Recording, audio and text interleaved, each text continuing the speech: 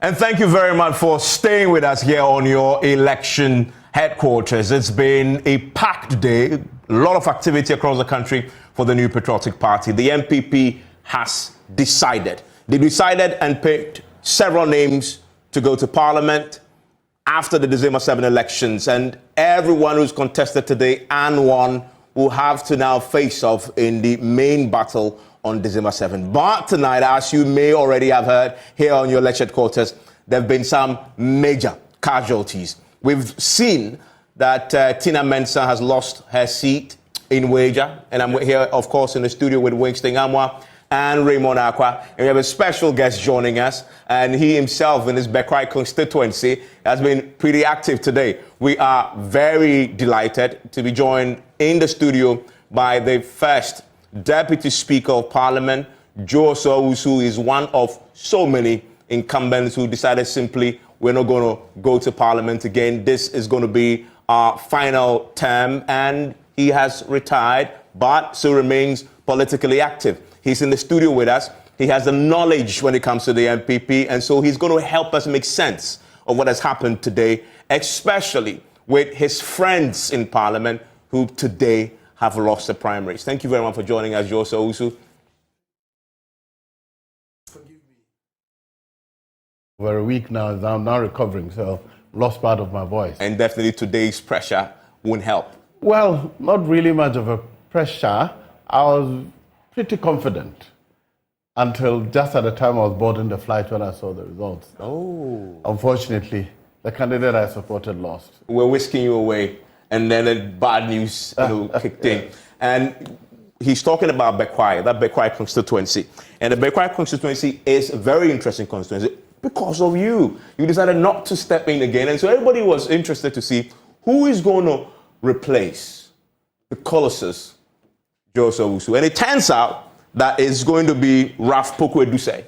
Yes. Who has this evening managed to beat George Alex Mensah COP. And the difference was significant. 662 votes to Ralph Poku-Edusei to 245 to COP Alex Mensah. Give me your reaction to that. Well, congratulations to Ralph. Congratulations to the constituents. They made a choice, and as Democrats, we respect their choice. I'm particularly satisfied that I did my best for COP George Alex Mensah. I would have regretted if I took no part at all in supporting him, because he actively supported me throughout my political career. So he deserved all my support. However be it, this is a competition. We've lost. It's that simple. The next level is the candidate we are presenting for the national elections, the candidate of the party. And every one of us will put his hand to the wheel to support him to win. And of course, you were, as you said, disappointed when you saw the results. What was it about Alex Mensah that you felt deserved your support? Well, I have known Alex Mensah from childhood. He was not a privileged child. He has had to struggle to get up every inch of the way. He's attended some of the schools we call low-grade schools, but he still excelled at every level. And then we met at the university. One interesting thing, I was the hall president when he came to the University of Commonwealth Hall, and rooms were not readily available. So I had made some reservation for sports people. I was scouting for active sportsmen. Then he approached me, Joe, I do athletics. I said, you? I've known you from Bechem. I've never seen you run anywhere. I said, oh, I do. After some time, he convinced me. Then came the sports period, and he actually won the cross country. So, whoa. So he's one person who put his mind to it, he does it. And then I saw him as a policeman, rising through the ranks, and anybody who will look at his record, at every position he has held at the police service, he's a very effective policeman. So I look at his competence, I look at his character as I know him, I look at his resilience. When it comes to book, he has 2 masters, he's a chartered accountant, he's a lawyer. Very few people can combine these professions. So I was persuaded that he was sufficiently competent and experienced to set in, and the choir would benefit more from him. But That is all history. Now the election is over. Okay. And the delegates opted for somebody else. Finished. Did it not worry you, what happened before the committee, the IGP's committee? This is a man who purportedly sat in the committee of people hoping to get the IGP replaced because he was not playing a partisan role in an election of that sort. Frankly, yes. Let's go back and listen to the thing. What was it that the committee was to investigate? Somebody holds a private conversation with a friend who has invited him, and he criticizes his boss, and that becomes a matter for public investigation. Well, I mean, that's our politics. Yeah. You know. I thought that rather what should have concerned us is how did a private conversation end up in the public domain and eventually in Parliament? If it were in court, that conversation would not be admissible. So what was it that Parliament was investigating? well, as it turns out, the delegates have spoken. Yeah. And you say you put your weight behind the winner.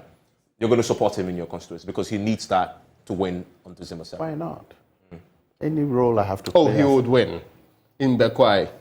Clearly. It's guaranteed. Yes. Well, it's not always a done deal. Well, no. The man seated by you, one is an independent candidate. Yes. No, but I get the point. Okay, so let's ask that question then.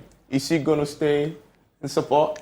Or will he... I said, the party's candidate is my candidate. No, I'm just asking whether Alex Mensah, he's lost. Will he, because he mentioned Would you he went follow your independent, would he follow your example Yes. and go independent, or he's going to stay and I support? do not think so.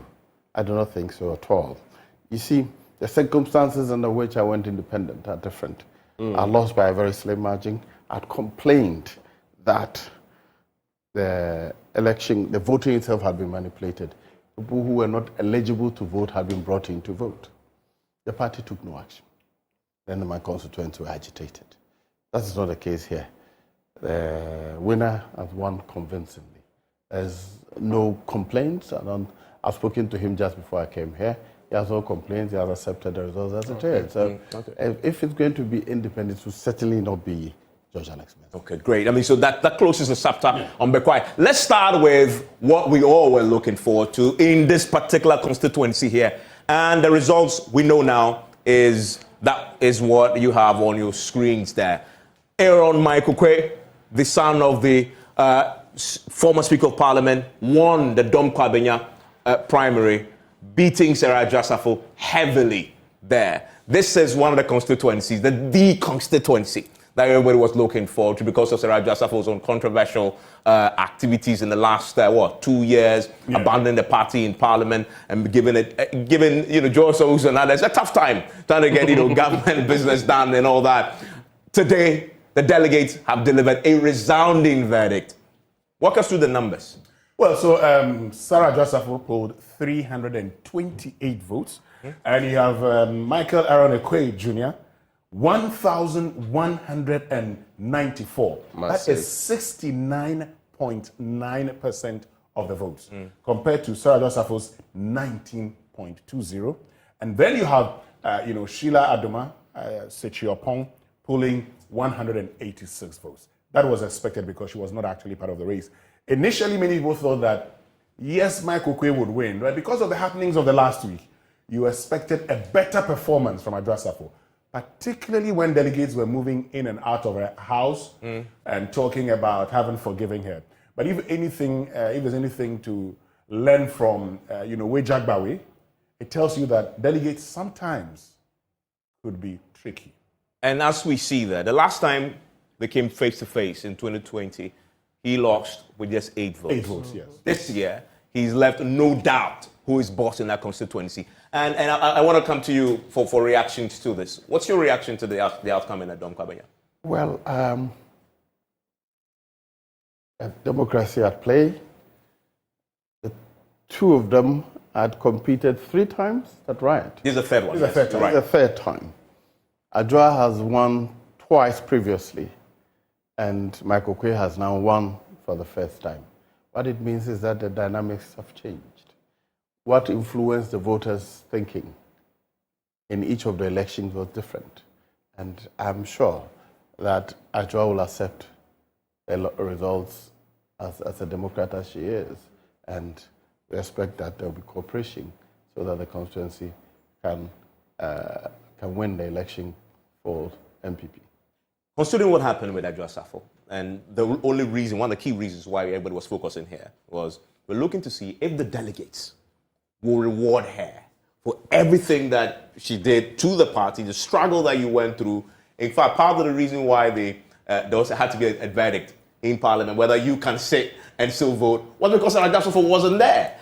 So even you, I don't know whether to use the word victim, but you were put in the center of everything.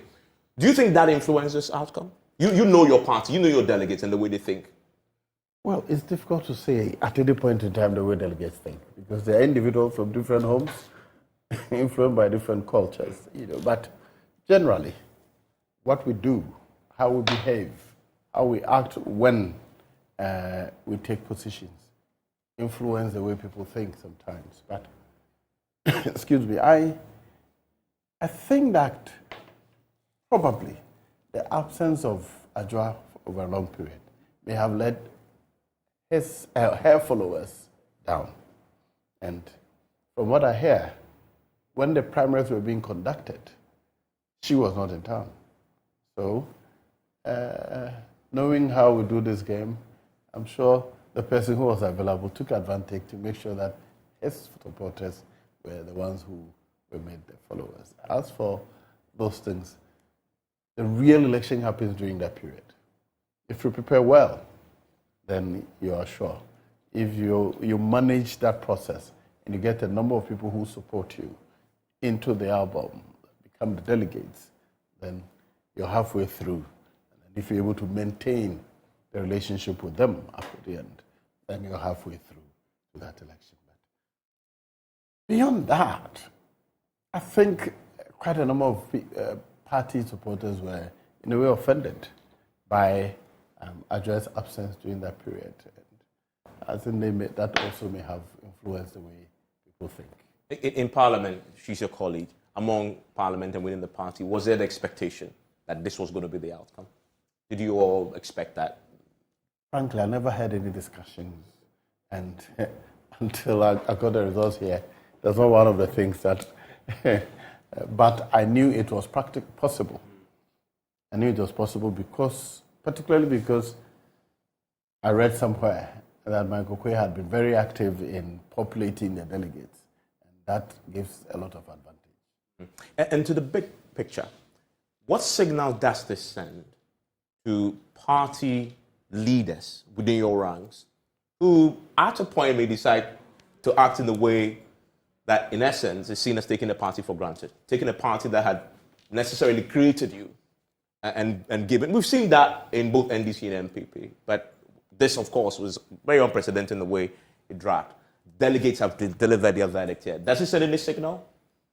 Well, what I would say is that in this game of politics, if you're on it, stay focused. If you leave the vacuum, there's never a vacuum. Somebody or some people quickly fill in the space. So I decided not to contest again.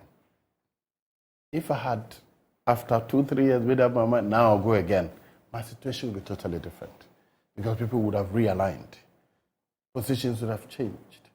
Even loyalty to you would have changed. So if you want to go, keep your eye on the ball. If you decide not to go, don't change your mind.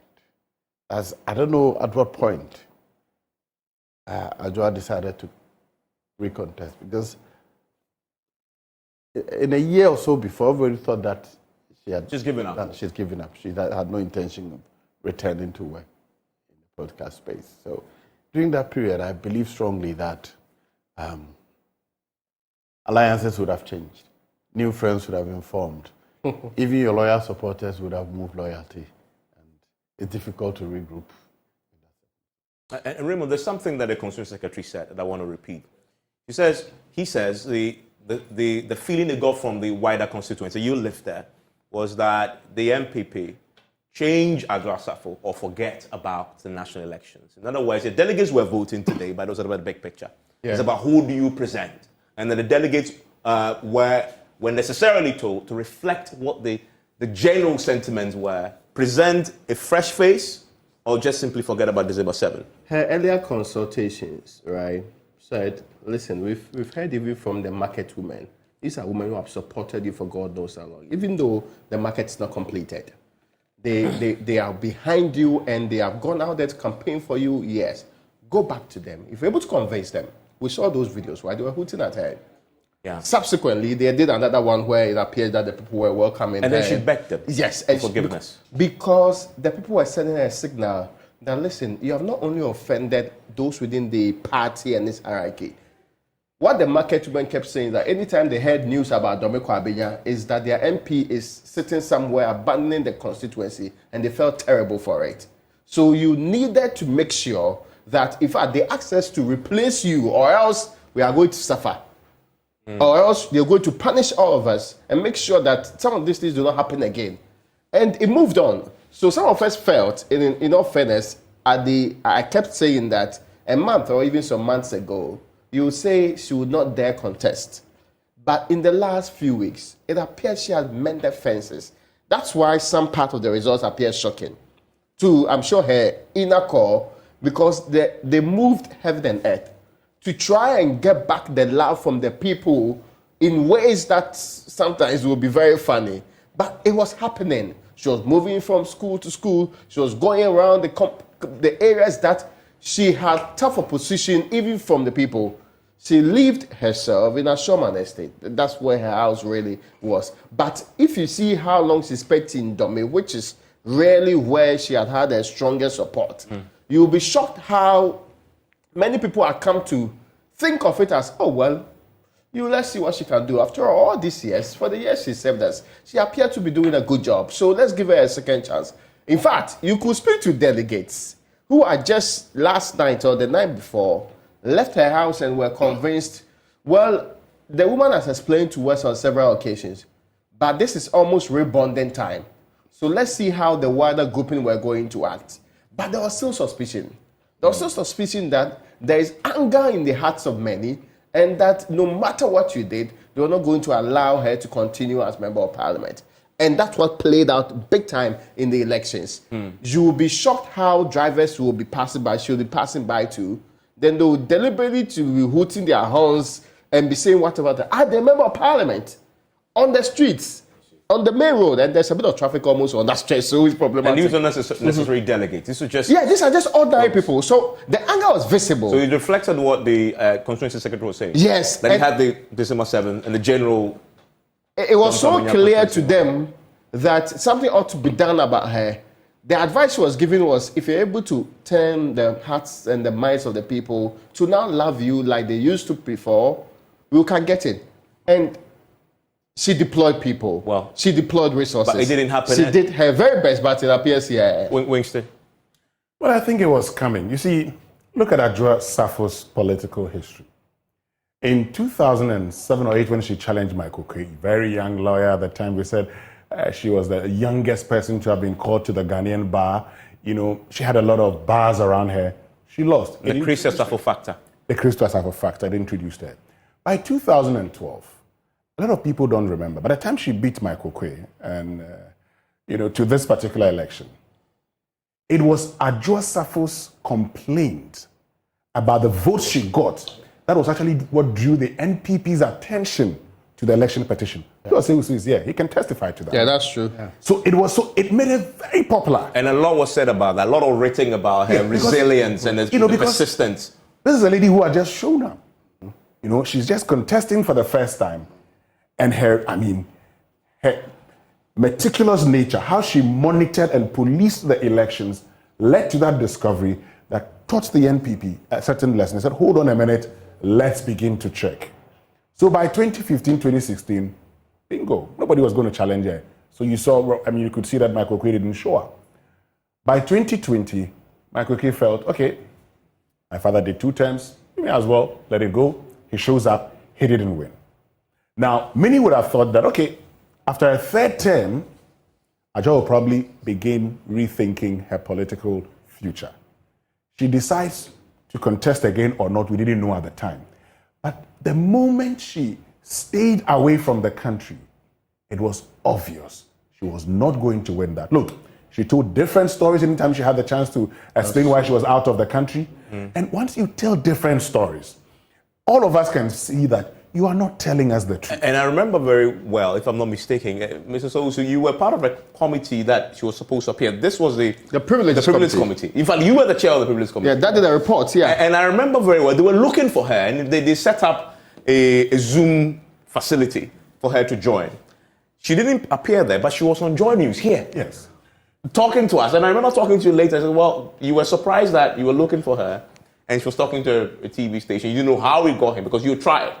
And I know very well because I spoke to my friends, and you had tried. You sent people, very influential people, to talk to her. Even to her home there. Say again? Even to her home in the US. Yes, exactly. To try and get her to join, and she didn't join. And your point is all that. She played into Michael Kwei's hands. Because even Kennedy Japan, who had gone to support her in 2020, telling the whole world that Michael Kwei Sr. had actually called him to support his son to beat Adwoa Safo. And that was the reason he decided to support Adwoa Safo.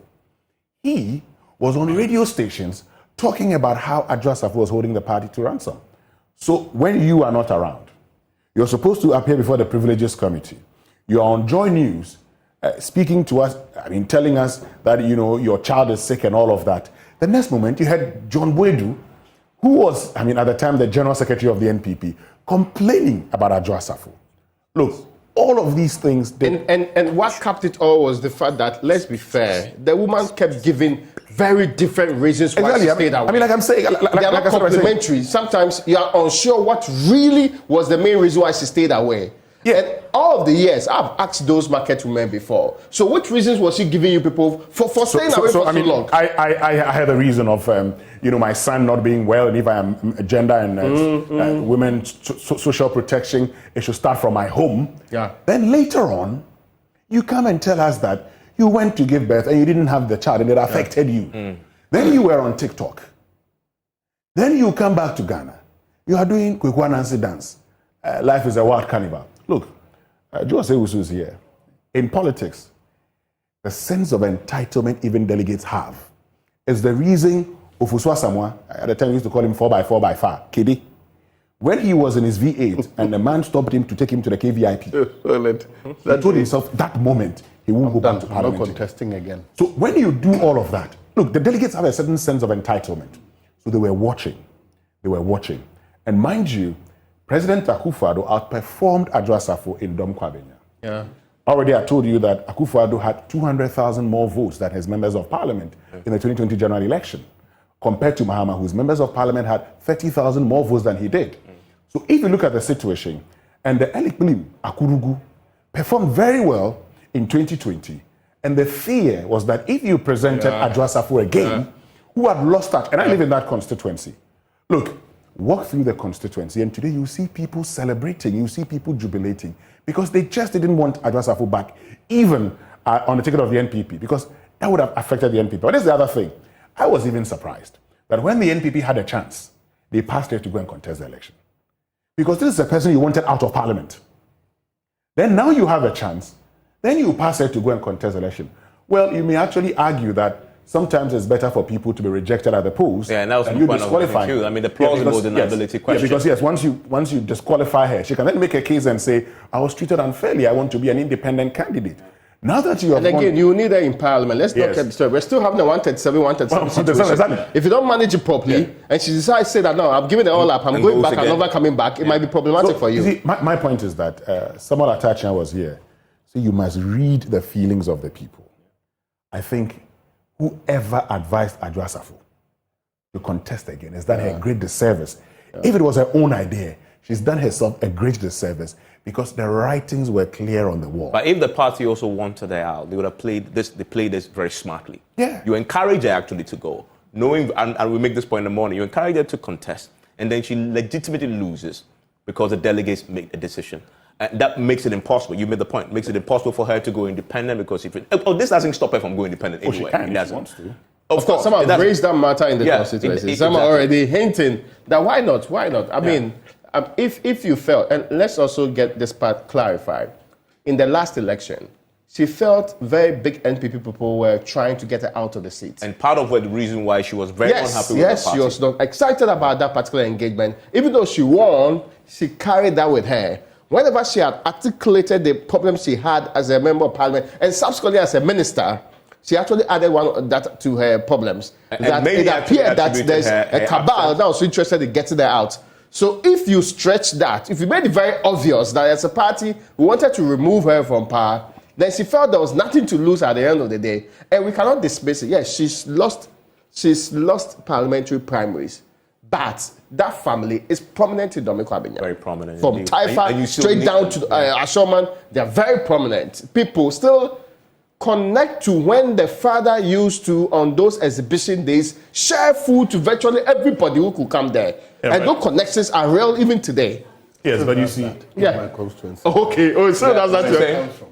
It still does that in my constituency. Oh, okay. In Bechem. Yeah, that's what I come. But you see, Evans, let me give you an example. So in 2008, Joe Sewusu came as an independent candidate. Oforikrom came as an independent candidate from Bosome. Now, all of them went to the primaries at the same time. Joe Sewusu, he won. Oforikrom lost. He went back as an independent candidate. What happened to him? He lost that election. Sometimes the people may like you. And so would bring you back as would vote for you as an independent candidate. But never mistake the likeness the people have for you and take them for granted. When you do not perform, the people can see. And when it matters the most, they would vote against you. Well, I mean, it's always a choice. Based on what she has done in the past, I wouldn't be surprised if she wants to go as an independent candidate. But she can't claim now she was unfairly treated. But she was not unfair. No, yeah, exactly. Mostly, but that's my people point. feel the unfair treatment and they support There's you. nothing. In fact, if there's anything, the party has bent over backwards to accommodate her. her. And there are many who criticize the party for doing so, including the fact that they cleared her, including the fact that just before the primaries, she's been confirmed as the vice chair on the Constitutional, Legal and Parliamentary Affairs Committee. Exactly. So many looked at that and said, well, why are you rewarding her? And again, there's deputy speaker here. The speaker promised a certain declaration or ruling on this particular matter. I don't know if it has happened in our absence, or some of us have not followed. It hasn't happened. I've not heard anything like that. It hasn't. I think some members of parliament took the matter to court for rather the court to intervene because the matter moved from Adwoa to whether it is the entire house that has to accept the explanation of a member who has been absent for 15 sittings or more, or it is the committee. If you read the Constitution says unless you offer an explanation which the committee accepts. Now, some members are arguing, including Mr. Speaker, that the committee is a committee of the House, so it is not sufficient for the committee to say we accept or we reject the explanation, but rather that decision must be approved by the House. That became the controversy.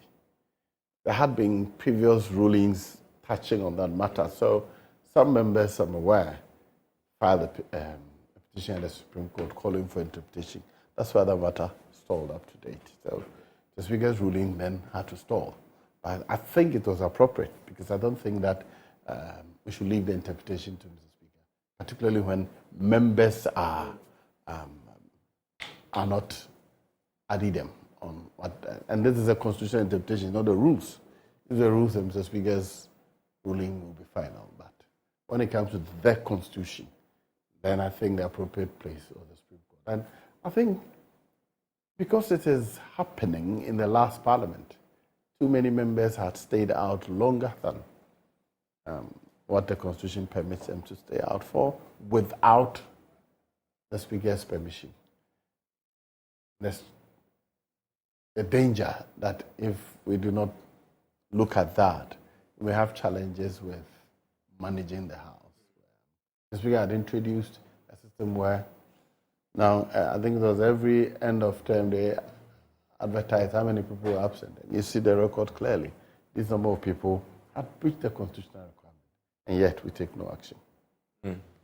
So I think it is appropriate that the Supreme Court does the interpretation so that we put a finality to how to deal with the situation like that. Otherwise, when it comes to matters of independence, my experience is that when you want to contest independence in a stronghold of a party, you must be from the party that has the majority votes.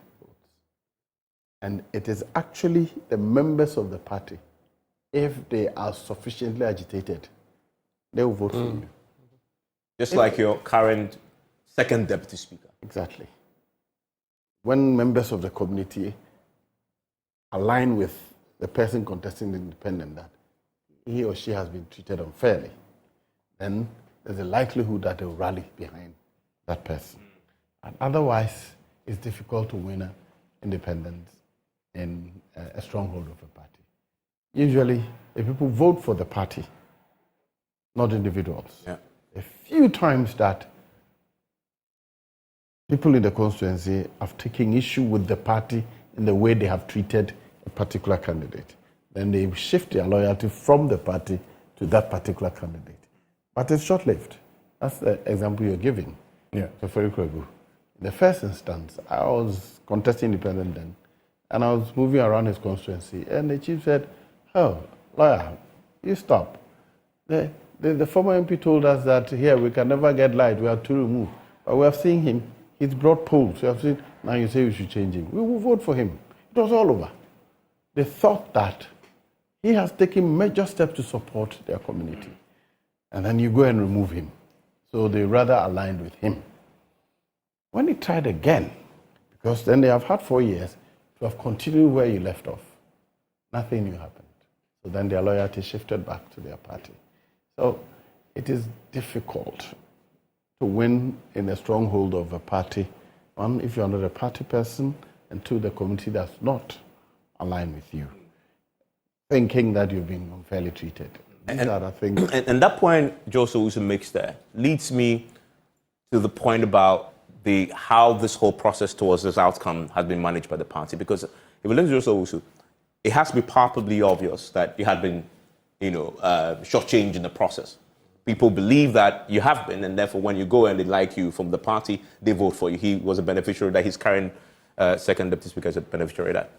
Doesn't then put that in the context, it put the Adwoa Safo's confirmation as a vice chair of the Constitutional and Legal Affairs Committee into contest. That whoever possibly thought about this particular outcome and maybe was engineering it, thought, well, let's create a scenario where when she loses, and this is politics, so everything is possible, and the NPP has a good record of being very astute in delivering outcomes when it had been clearly planned from the start. You put her there, if she has any complaints, but you have then point to the fact that, but we just put you there as a vice chair of a very important committee. If we really wanted you out that bar, why would you reward you that way? In essence, they wanted to remove the question about her being treated unfairly in a contest and leave it to the delegates to do it. And even if she raises it, it becomes highly unlikely that anybody will believe her. This is the same party that you cause a lot of pain to. They struggle to pass their bills, and government policy through the House, but then rewards you with a very important position in the House. Why would they have an interest in getting you out? That, for me, appears to be if anybody calculated this, did this brilliantly. The doubt has been removed that this is a fair outcome, and it's difficult for her then to go, even if she goes independent. Listen to what Joseph also had said. People in that constituency will not be on the side. Yeah, yeah. Don't buy the argument that she's been treated unfairly. And there's evidence. And there's another one I can share with you in Koko Shaba. Yes. Tried it again. He lost because the first time, and I started by saying it, when the people agree that you've been unfairly treated and you come as an independent candidate, they will vote for you. But when you come and you underperform, now you're giving a fair playing field. So George also had to go into a contest with Edwisa Epoku. Yeah. Again, yes, in 2012, September, then, they do it nicely. September, then they cross and say, I'm going to the NPP, and then you can't organize a by-election. So they let it go. And he won. Oforikrom goes, he loses. Shaba goes, he loses. And they try to go back as independent candidates.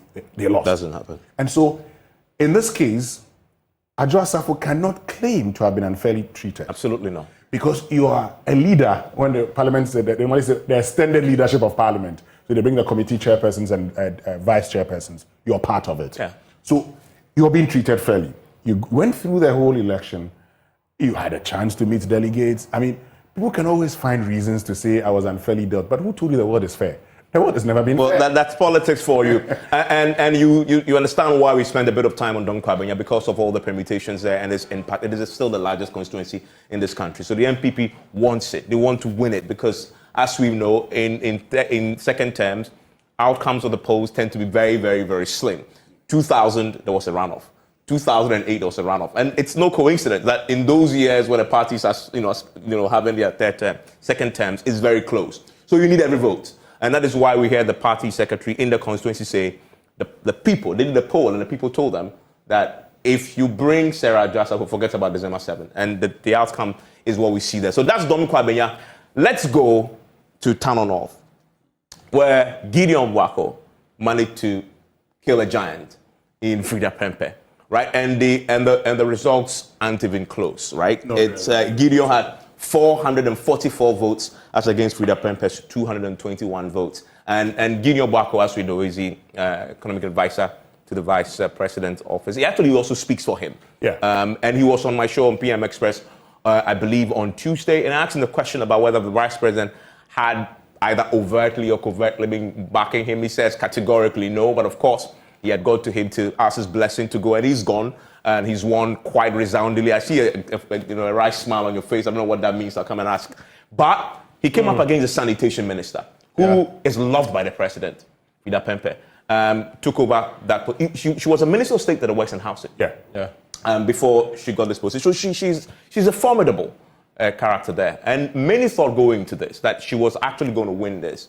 But as we've seen, it's been a significant defeat. With a margin that is not close at all. Joso Usu, Frida Pempe is your colleague in the House. Did it surprise you?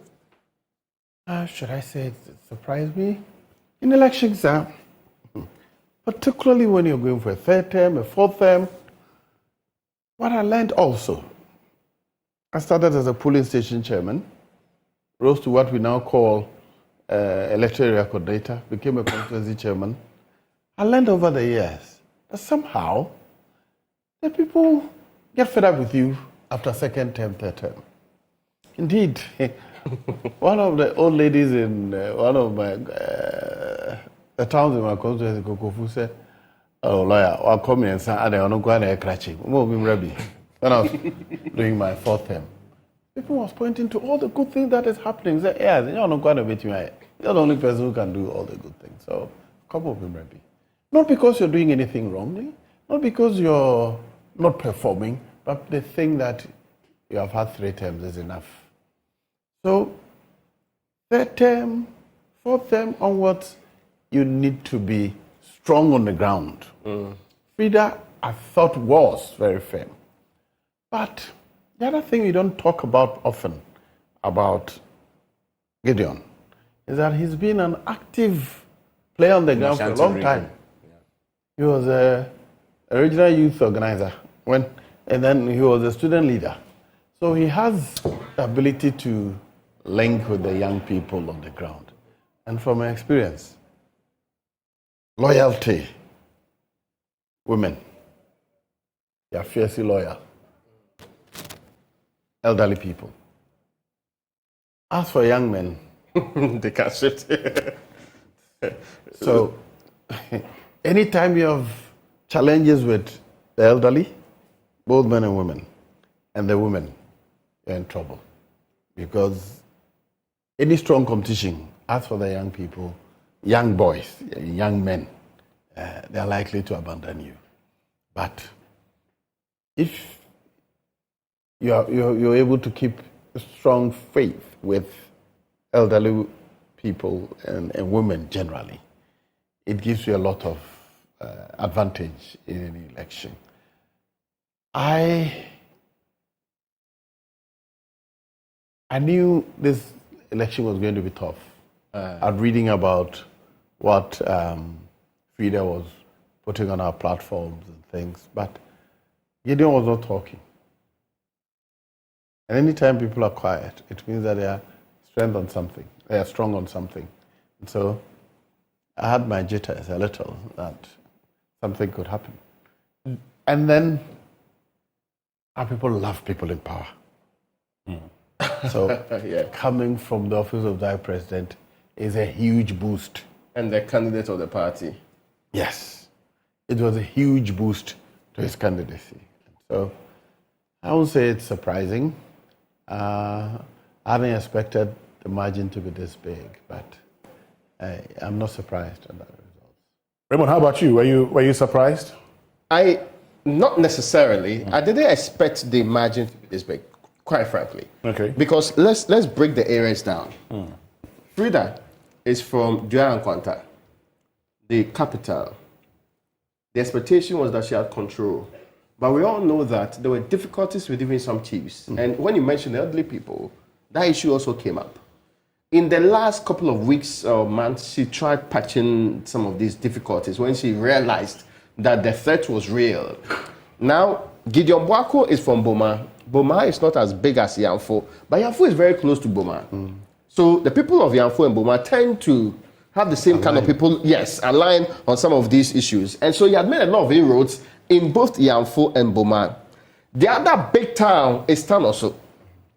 Now, in Tano, the MP Frida replaced Akubo Deborah is from Tano. Yeah. There were sentiments on the ground that we will punish her for using what she now is opposing. Frida's campaign was what you said. Why? Are you the only person in this town? You've been 2-3 times. She can't allow you to go for the next one. So you get a point. Then she, who had said previously that, well, I'm not going to exceed the period, that if I am elected, I'll not exceed what I'm saying he's actually been exceeding. So I'll not go for third or fourth time. Then she ends up fighting for it. So the two biggest towns, apart from the capital, were quite aligned in opposition. For the people of Tano, so what you did to our man is the same thing you deserve to actually suffer. Payback time. Yes, and the two other places we could have supported her was also aligned in support of Gideon Boako in this case. It was going to be difficult. I was expecting in the last few days the things she had done to prop her up in terms of votes. It seemed that the deep-seated differences were that deep to deny her this massive number of votes. But the dynamics had not always favored her. Perhaps she dug her own grave but that's politics. You may never know that you would exceed the terms and all of the other things on the ground. Yeah, but Ernest Deborah did not contest the 2011 primaries, which Frida won. And I think Ernest came to Parliament in 2004. Yeah. He did only 2 terms. 2 terms, yes. And was attempting a third one. He didn't contest. Yeah. I mean, of course, the feeling on the ground would have told him. So he didn't contest. He stayed away. And I remember, I think at the time I was in Akwitia, where the late Dr. Kofi Asare was being acclaimed. And then people were like, hey, Frida, finally we're winning, And that was the first time, that name came up. There are some people who actually believed, and Joe Sayos made the point, that she wasn't going to contest this election. Yeah. There were a lot of people. In fact, there were people who had shown up who wanted to contest. Then along the line, the feeling was like, oh, okay, if she's going to contest, you let it go. They stay away.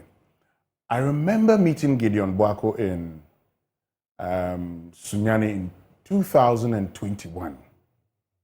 In 2021, and I had gone to Sunyani, I was speaking a version of, Broken Bono. So he was asking, oh, are you from this area? I said, no, I am Wasa, so I can manage a thing or two. But around that time, I saw people around him and I was convinced this guy was going to show up to contest. And like you stated, because the people love those in power, and this is a man that is everywhere. In fact, there are constituencies that you go that people who are popular, people who are well-resourced, and people who are known on radio stations and TV stations, once they support their people, the constituents will say, Ode no nyama brayeng. That's what it'd say. You would hear Gideon Boako speaking for the vice president. He would come and defend the NPP when it comes to a lot of issues. But one of the things people also do not realize is that even when it comes to a lot of the youth-related programs that often would deal with the vice president's office, you'd have to go through Gideon Boako. people, and so he had a lot of support. You've talked about the towns and all of that, and I heard that I think 2 weeks ago. One of our very good friends, Raymond, was explaining the dynamics in the community to me. Once they explained it, I realized it was going to be difficult for Frida Prempeh. But also because... But not 33%. No. Yeah. Because the difference was because she had the corn for the chicken. You learned from Atacha. Because she had the corn for the chicken. The feeling was that this was going to be a close contest. I mean, you were expecting a 48-52 kind of raise, or at least 55-45. But 33% is an indication that... But the corn, she was not the only one who had the corn for the chicken. That's it. You're right. And you're right. She's not the only one who had the corn for the chicken. But you see, Joseph Boanedu, I remember having a conversation with him years ago, and he said something. That was in 2014. He said something. He said, naturally, after the third term, don't try a fourth term. In Ghana's politics, there are a lot of people who are convinced that after the third term, don't show up again. So when you show up the third term, even if you're able to pass your party's primary, in constituencies that are very close, you're likely to lose. And that's where, and that's where people actually bid their time. They wait, they monitor, they realize you're going for a third term, you've gone for a third term, you're trying to do a fourth term. If anybody runs a campaign, they won't want to you lose. If he has money, if he has the corn, you lose because I don't want to answer. Who buy with the minister? As bad as it may be, that's unfortunately our politics. And so you can talk about institutional memory all you want. People will just not buy into it. They will tell you, how much did it factor into this outcome, his association with the vice president? It did. Seeing that he's obviously the vice president is now the flag bearer of the party, did it play a role? I'll tell you something. I'll use a situation. As against a minister of state. This guy is with the vice president. This guy is with whom the NPP say is the next president of the country. Now, the guy that is with the next president of the country, you are not going to vote for him. You're going to vote for somebody who says, I'm the current president's friend. The man who's leaving? Oh, come on. Why will you do that? Raymond?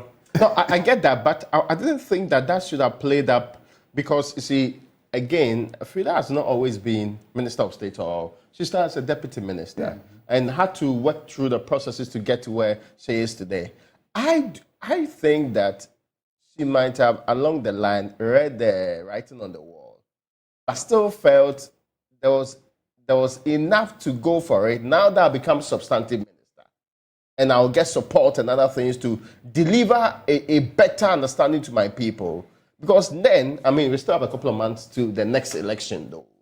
She still has the opportunity and she can show proof that I can do things now until the next election that Gideon may not be able to deliver at the same rate and with the same competence and with the same level of resource that I am able to do right now.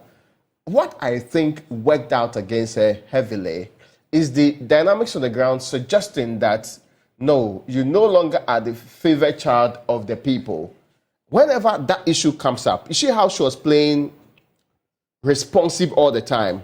So Gideon spent quality time relying on message. I am trying to change or take it to the next level. I'm not here because I think she has done a terrible job. But her point was that you cannot trust somebody who has not been there with you throughout. And that you needed to stay with me because I am the one you know who in the last couple of years, and she will spend some time now trying to list the things she has done. Because even though the man was not a minister, apparently he had done things that even ministers will be envious of in the constituency. You're actually making the point I'm making. The point that he says, I want to take you to the next level. Yeah. Why is he going to take you to the next level? And you look at why he can take you to the next level. Because he says, I want to take you to the next level. This is a party that has a flag bearer. And the flag bearer for the party must win the next election. First Deputy Speaker, Joe Seuzu, MP for Bekwai, he said that our party like government people. His party, they like government people. This man shows up and says, I want to take you to the next level. Between Frida Prempeh and Gideon Boako, who can take Tano North to the next level? It's certainly Gideon Boako. Because all things being equal, this is the spokesperson of the current flag bearer of the NPP, whom, if he wins, will become the president of the republic. And by the way, in the constituency, in the lead-up, part of the signals for me was that some of the delegates came together to buy T-shirts for him. Yeah, I mean, they contributed T-shirts and they were distributing it on his behalf. That he didn't. So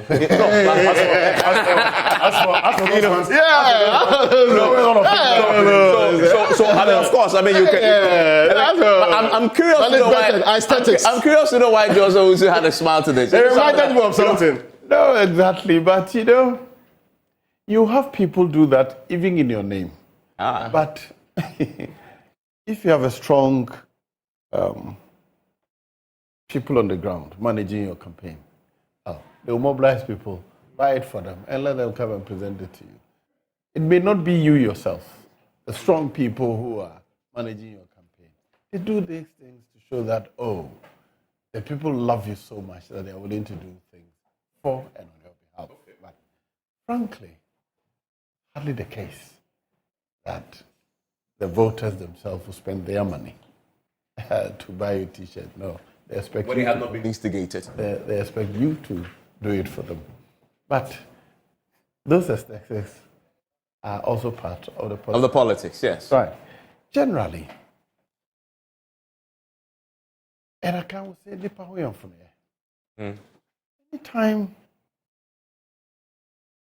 things that defines people's loyalty, no gain. You see, they've done so much for the community. As you talk about that, say, listen, the NDC for crowd who used to be. What about me, who have been your polling station chairman for this while, but personally? And then the regional minister comes, he wants A, you do it for him. Another person comes, he wants B, you do it for her. But he compares, the regional minister sees that what he asked for is cheaper. What you've done for B is more expensive. You give her this and you're giving me that. And then particularly the young people, 50 of them want to be assisted to get jobs. You've managed to get jobs for 20. The remaining 30, 10 will be hopeful and stay loyal. 20 will say, all this while, this jobs, you haven't helped me. Moving on to the next level. They're all counter to success stories. Anything you do successfully, there are people who are on the flip side because they probably expected to be the ones to directly benefit. If they are not the ones to directly benefit from that, then there are 5 people of you following this man. 3 of them have gotten jobs. They'll point to the 2 who have not gotten jobs. Look at how long this person has followed this man. He has not been able to help him get a job. They will never refer to the 3, which is a majority of those who needed help. The 3 that they have helped, no. It is the 2 who have not helped have become the source of the campaign against you. It's grown to become a political culture. So the longer you stay, the more you accumulate people you have not been able to support. And then some of them themselves join others to undermine you. So that's a story there in Tano North. And guess who else is joining us today? And as you know, this is the Ayawaso Central Constituency. Yes. This building we are in sits on a piece of land that is in Ayawaso Central Constituency. And so we had deployed a correspondent to follow what was happening in Ayawaso West Central Constituency, where you have the Greater Accra Regional Minister contesting. And as you saw in the morning, there were complaints, etc. The accreditation that the party's director of elections was here, addressed it quite adequately. The outcome is now known. The Greater Accra Regional Minister won. Henry Quartey is in the studio with us. And congratulations, sir. Thank you very much. And I saw you when this happened. Many thought this was going to be a close race. It's going to be a battle for you. We talked about it this morning. Indeed, the reactions was that you were facing a tough time. In the end, you won. What's been your reaction to this? Was this something that was beyond doubt for you? Well, thank you very much. And first of all, I want to thank God for this. And secondly, I want to thank the national party, right from the national executives, the regional executives, and of course, the constituency executives and the polling station executives. When you move away from there, you want to thank the security and intelligence agencies. I say so because the NPP always shows the way. We have gone through parliamentary primaries in the orphan constituencies peacefully. And then today, I'm sure you'll be monitoring the results across the country. And again, we have done so well, especially with where the incumbent members of parliament. The tension was on, the heat was on, but the people have spoken. The people, the voice of the people is the voice of God. I'm coming back again to congratulate the national executive, because sometimes when you impose candidates on people, the candidate wins all right, but then you are highly likely to see an independent candidate emerging. Now, I think that the party allowed contests, competitive contests, healthy contests has happened. We have to move on. And in my case, I want to say this, that I have not won. The party in my constituency has won. Because if we have to prosecute the 2024 agenda, then one cannot be complacent and just say, I've won. I want to give myself another week or maybe two, and then go to the ground and bring everybody on board. Times to jubilate, this is not a time to jubilate. It's an internal election, it's done. So from 300 people who voted for somebody, I have to go and look for those people and say, boy, elections is over. We have an agenda ahead of us, 2024. Let's go get it. That's what we have to do. And you make a very important point, because the specifics are that Moses Abbo had 326 votes and you had 594 votes. And you saying unity is going to be a key objective for you. But I'm curious, has he called you yet to congratulate you already?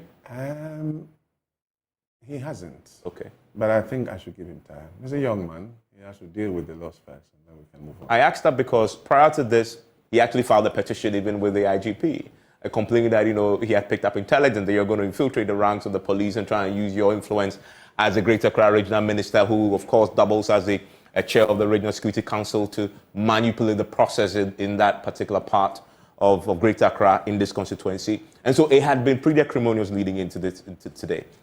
Unity is important, but he's key to that process, right, of uniting the base in this constituency. You see, one very important thing that you should know, that is why I never reacted, if you watch closely. Of all the allegations that leveled against me, I never reacted, because I knew this day will come, reconciliation. If I'd also gone to say something, then it would be too much of heat out there. But I kept my cool, because I'm the leader. I should lead by example, and I believe that I have done that. There's one thing I want to address with my mentor, my godfather, and the godfather of the constituency, Sheikh Isikwe. I want to put on record that I've gotten to where I've gotten to because of him. He mentored me, he left me with the constituency, he supported me, and this is my fourth term. I hold no grudge at all against him. And I want to assure the public, it's my father. I'm going to go there on Monday to say, hey, that... You're going to go there on Monday? Oh, yes. And let's put it in, those who are listening to you and wondering about why is he isolating ICQ, because prior to the elections, ICQ had gone public and had criticized you. In fact, criticize is putting it mildly. It was pretty caustic. No, he says he's destroying the Constitution. Exactly. Pretty caustic. And that's why you're mentioning his name, correct? Yes. Okay. And you want to make the point that? The Bible says, honor thy father and thy mother, and their days may be long. So once is my mentor, he continues to be my mentor. I'm not going to change that. And I will not say anything contrary or evil or bad about him, because he brought me up in politics. And there's one thing we should know. At his age, you should know that he's not the ICQ of 30, 40 years ago. He's 87 years. So sometimes he has to, show his weight a bit. It's fine. He's children, and we understand it. Yeah, so it's all well and good. So you're going to go to him on Monday? Oh, yeah. And what's the purpose of that? I have to go and tell him that I've won. Daddy, I'm back. I've won. So we have to start the machine and get going. Obviously. We have an agenda. It's not about NPP. It's not about me or anybody in the constituency who voted for me or not. The agenda is to win 2024 so the party can move on. is important that all those who have won, or the victors, should not think that they have won elections and that's it. No. We all have a very Herculean task on our shoulders to go back there quickly and try and unite the base. So that, because remember that as incumbent members of parliament, our colleagues on the other side have had their elections done about 6 months ago. They have started visiting churches and all that. We haven't. So they're about 6 months ahead of us in terms of visibility. You know what I mean? So this is not a time to say, I have won, and start running around, hey. No. You have to go back and get the people on board so you can make progress. I mean, so obviously, water under the bridge, you moved on. ICQ said it, but you're not taking anything to heart. Them. I know how this game works. You know, you don't hold on to these things. You have to move on. Yeah, you have to move on. Moses is is my boy. And you see, I'm happy because now I know that one day when I'm leaving, I have somebody who is a brave young man. He's good. So it's fine. That's an endorsement for the next time. It's not an endorsement. Someday he's ready to take over. Well, he has to come and learn. But this is not your last time? I wouldn't say no comment. No comment. Because that's the thing with a man who has decided he's not going to play. I announced after the general elections. Not now. Not now. Yeah. I mean, even though on a lighter note, Joe said also I knew I was going to do only 2 terms. I thought, in fact, after my second term, I actually threatened that I'm not contesting again. Then a team of people who propped me up firmly at the independents came back, said, my friend, we have nobody who has prepared himself properly to take over. If you leave now, we'll go back. We don't want that person to come back. I said, okay, let me do a 3rd term. Then a 3rd term, I became a deputy speaker. I realized that if I continue, I can get more. Because if you're a deputy speaker, everything passes through, and then you get opportunity to ask for what your constituency has lacked in the past. So, yes, but at the end of the 3rd term election, I was convinced that if there was anything outstanding, I'd be able to finish by the close of the 4th term. So it is sufficient to announce that I'm retiring. So for me, I had planned and changed plans a couple of times before. Yeah. The dynamics change sometimes, and sometimes, particularly when you're operating from an opposition, whatever your plans are, you'll be lucky to have a 10th of what you plan to do in your constituency happen. Because you're the Greater Accra Regional Minister, just very briefly, the last elections, the party didn't do quite as well in the region. This is something that obviously will be key for you going into the 2020. But actually lost for elections. Yeah, they did. They lost. And as you know, I mean, historically, if you've lost a Greater Accra region, you should lose the national elections. It's been a bellwether region, but that didn't pan out, you know. And many look at currently and say, if that trend continues. When I started politics, I was a young man in Koforidua. The first election in '92, I was in Koforidua, and they're saying that if you lose Eastern region, you lose the country. It didn't happen. You win Eastern region, you win the country. NPP won Eastern region, but we lost. Situations have changed. Yes. People have moved. The thing that influence people's voting patterns change all the time. So, what must happen though to rectify what happened in 2020? Well, in Greater Accra, with the results trickling in so far, as is a two-way traffic, or rather intertwined. I say so because the party allowed a healthy contest. And this is the results we've got. It means that the people are interested in bringing some persons or certain persons to represent them in parliament. They've reposed a certain level of confidence in them. So that energy will come into play. But I'm saying that it shouldn't also take the new candidates, okay, to think that I have won. So, member of parliament, no. There has to be that unity, and that has to be done quickly by the national party, a reconciliatory committee or something, to do so quickly. And I believe that once that is done, those who are coming to parliament fresh, they are yearning to be called MPs. So they are going to come in with that energy. But again, we must also be conscious of the fact that they don't win and then go and sleep. they have to be very visible in the constituency. Remember that the MP who has lost is not going to spend money anymore. So winning today and running around, in a joyous mood, it's okay. But as quickly as possible, by next week, they have to come back to the drawing table, have a strategy, and begin to prosecute the 2024 agenda. And as my senior said, it doesn't necessarily mean that losing Accra, you lose the elections. But I can assure you that this time around, Greater Accra will surprise you. Well, he surprised us in the last election. Surprised you positively. Yes, but talking about, I'm just curious about ICQ finally, because yes, you said you're going to go to your father, no doubt about it. But this is a man who held your hand and brought you. Within the period, what has happened? Oh, well, as I said, he's 87-year-old. When I was growing up, I went with my father to visit an auntie of mine. And when we got there, my auntie leveled all manner of allegations against her own children.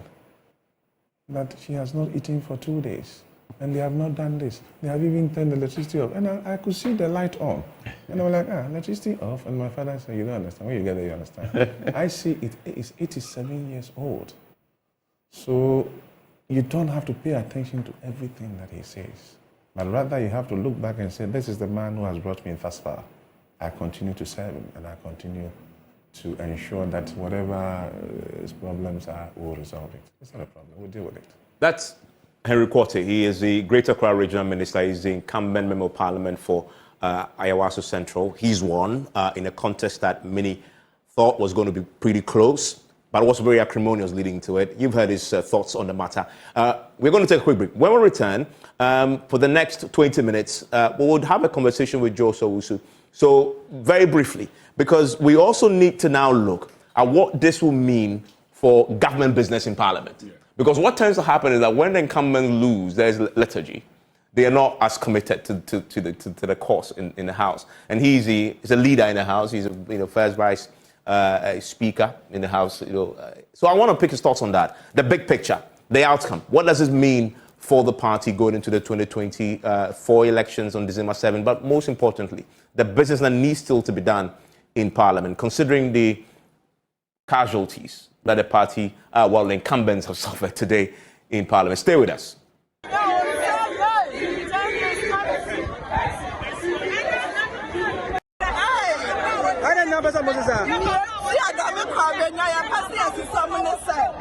the past 12 years, Honorable Safo Dome-Kwabenya.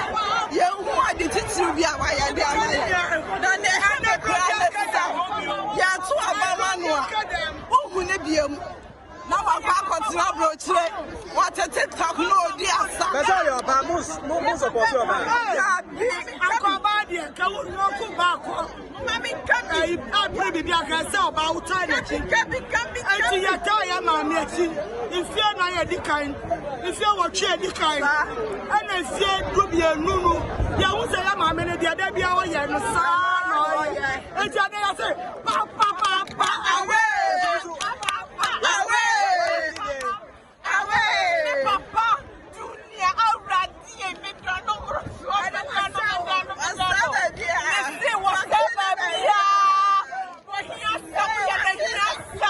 Oh, my Papa, and then the changes. We are delegate. What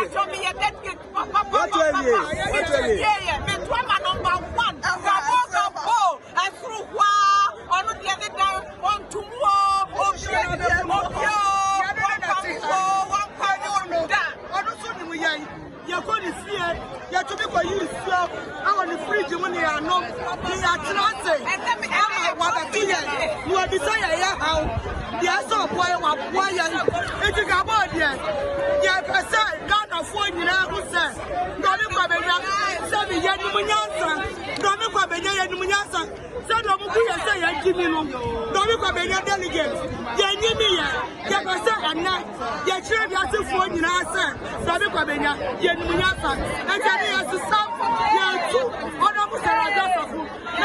and Junior, about the DB, no mistake. Tina, where are you? Until you not see hotel on. No, you call me to tell one or see what you're talking to one room. And see even one of school in our town. Miss Minnie said, "Yeah, but dear, I tried to a man now. What you know, let me call or see and your mom that is a million brand new. It's me buy money, we move to watch, you know, and I will say, before we know them see, I say, Zach, my uncle now, and I will be a friend silly. You see, which is an restaurant, let me say, I did. You know, it's normally say, overdue mommy. What do mommy see? Me, mommy, and on me, I'm going to silly, I didn't say, money, and a Yusuf, and a bounty, and a Luta, and a Omoba Abagumiso. And she, Mamma soon ever saw me, and a minute a shake the grana, Munina to Abagumiso. To Munum half now, Omi see. Tina, where are you? On so new area. Until you not see you tell on. No, you call me to tell one or see what you're talking to one new room. And I see even one of in school in our town. Miss Minnie said, "Yeah, but dear, I tried to have."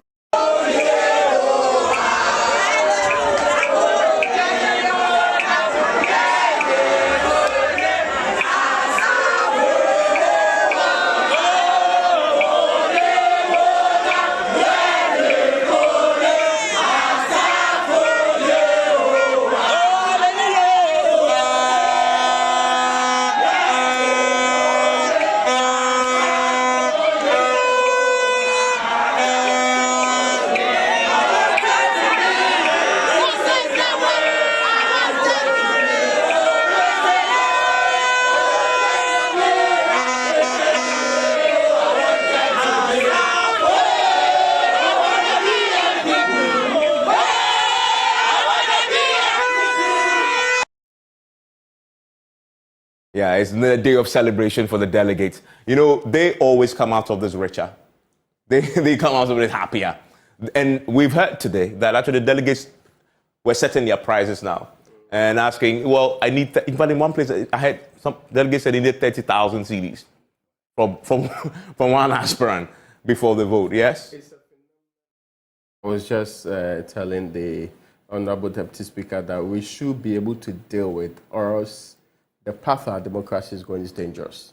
A richer point, it's only rich people or people who can amass wealth or actually get some resource who can contest elections. So we reach, we are there. And that's something he's been campaigning about. When I spoke to him recently, he's passionate about it.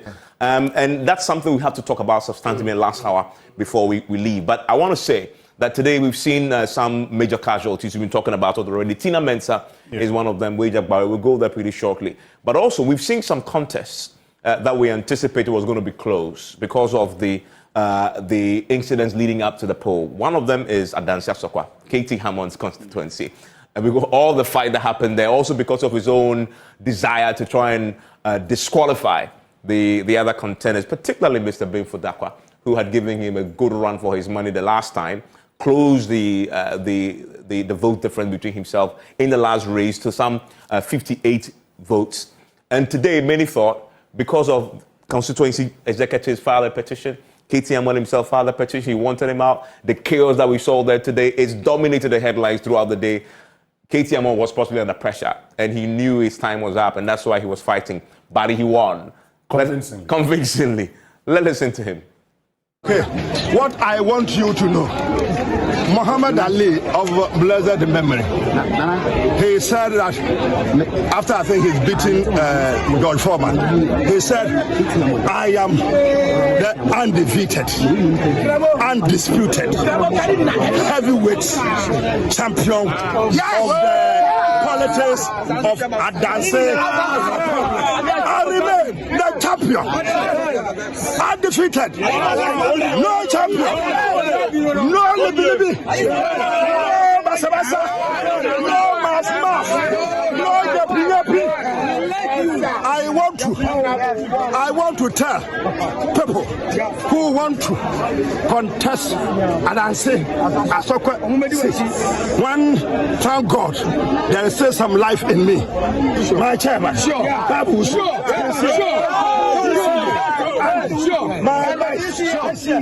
secretary, my soldier, my youth organizer, my members, if you want to contest, you must go and blow the necessary tricks.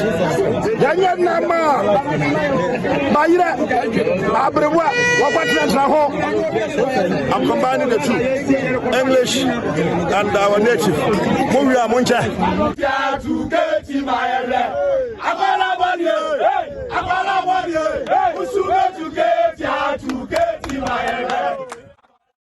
And that's Katie Hammond there talking to us earlier after he won, and it was emphatic.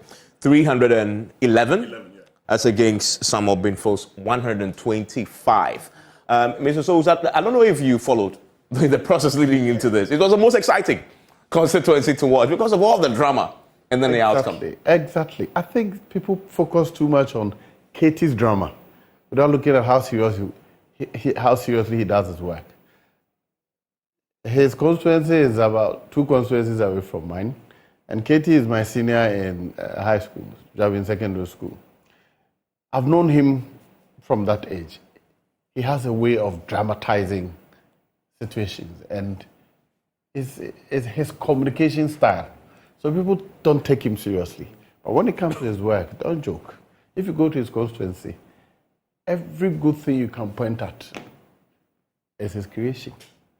You know, and when he is pushing a minister for something to go to his constituency, you can see the kind of pressure he will give a minister. So a lot of things get done in his constituency, and he's generally generous. The last time I visited in the house, a crowd of children. He was just sharing money, everybody. And the mothers were bringing their children. You know, these are the things that hold people to you. And so he's generally a popular person within his constituency. But what I will complain quietly about, he will dramatize the same thing. So if you don't know him, you're an outsider, you take it too seriously. But the people who live with him know him. That is just a question of his style of communication. But generally, he's a serious MP. No joke about that at all.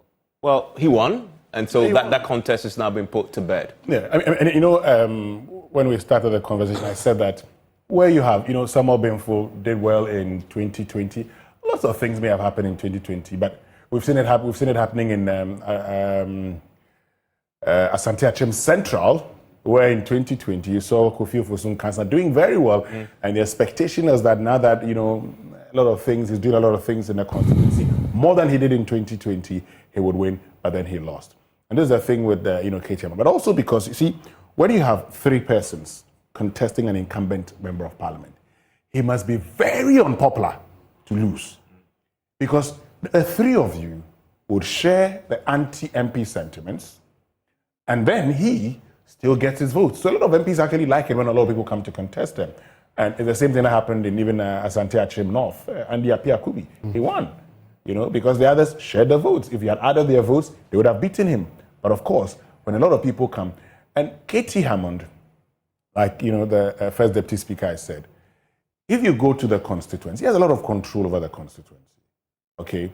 But, you know, because of happenings here and there, the way he tried getting all of them disqualified, the perception then was that he probably is scared of these people. They could probably unseat him. But sometimes also, MPs don't want to spend in primaries.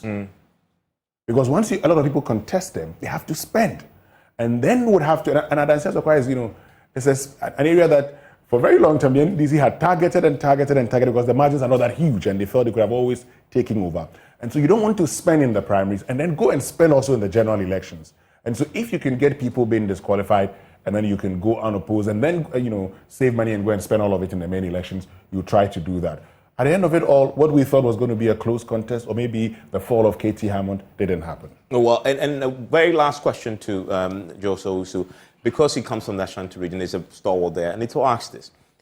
He won, but other incumbents lost. Yeah. Gideon Boako, for example, is a casualty.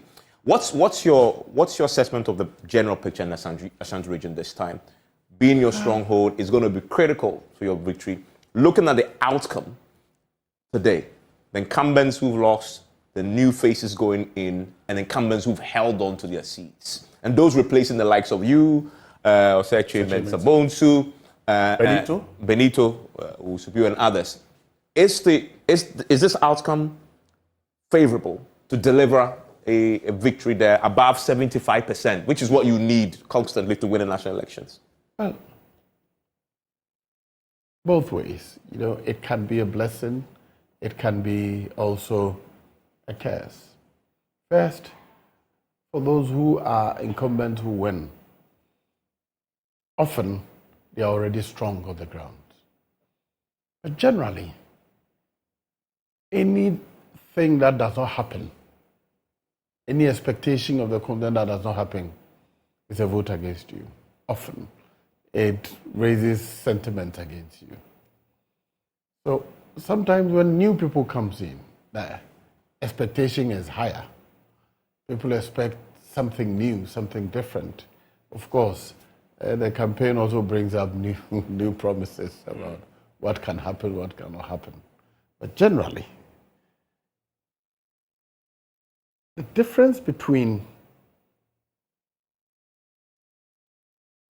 the last election's votes and the next one, you should look at the population dynamics, you should look at movements. All right? In my constituency, for example, there's an increasing number of migrants from the north. And Ashanti Region, always when that happens, it doesn't in your favor. So you look at those dynamics. Is it happening on a regional scale or in just some small constituency? Is it isolated? What's happening in your constituency? Areas where there's opportunity for farming, large-scale farming. The migrants come and settle there. One comes, introduces another, then they start a small community, and they're just increasing in number. And before you find out, they've built a mosque, and then they start. The numbers increasing. And as the numbers are increasing, you see your votes, your margin in a particular polling station going down. You know, so population movement is one. A lot of people in the Ashanti region also like to move out. Quite fashionable for them to move. Say, now I'm living in Accra. You know, so a lot of that also affects the votes there. But also there are other people coming to live in the region who are not necessarily friendly to our party. But often, when a new MP comes, the motivation to vote is higher. It galvanizes the base of it. Galvanizes the base of the party. And what dynamism a new MP brings, or even a sitting MP brings, what new ideas it throws about, gives hope, and it helps to boost your base and support. And then a lot of us have a large number of non-resident citizens living in other parts of the country. So it costs you money to mobilize them during the general elections to come. And if you focus on that, you can get about 10% also increase in your particular constituency. Otherwise, of course, the same NPP vote, but it happens elsewhere. In that respect, it doesn't affect the presidential, because I live in Accra. I decided not to go and vote in Bekwai.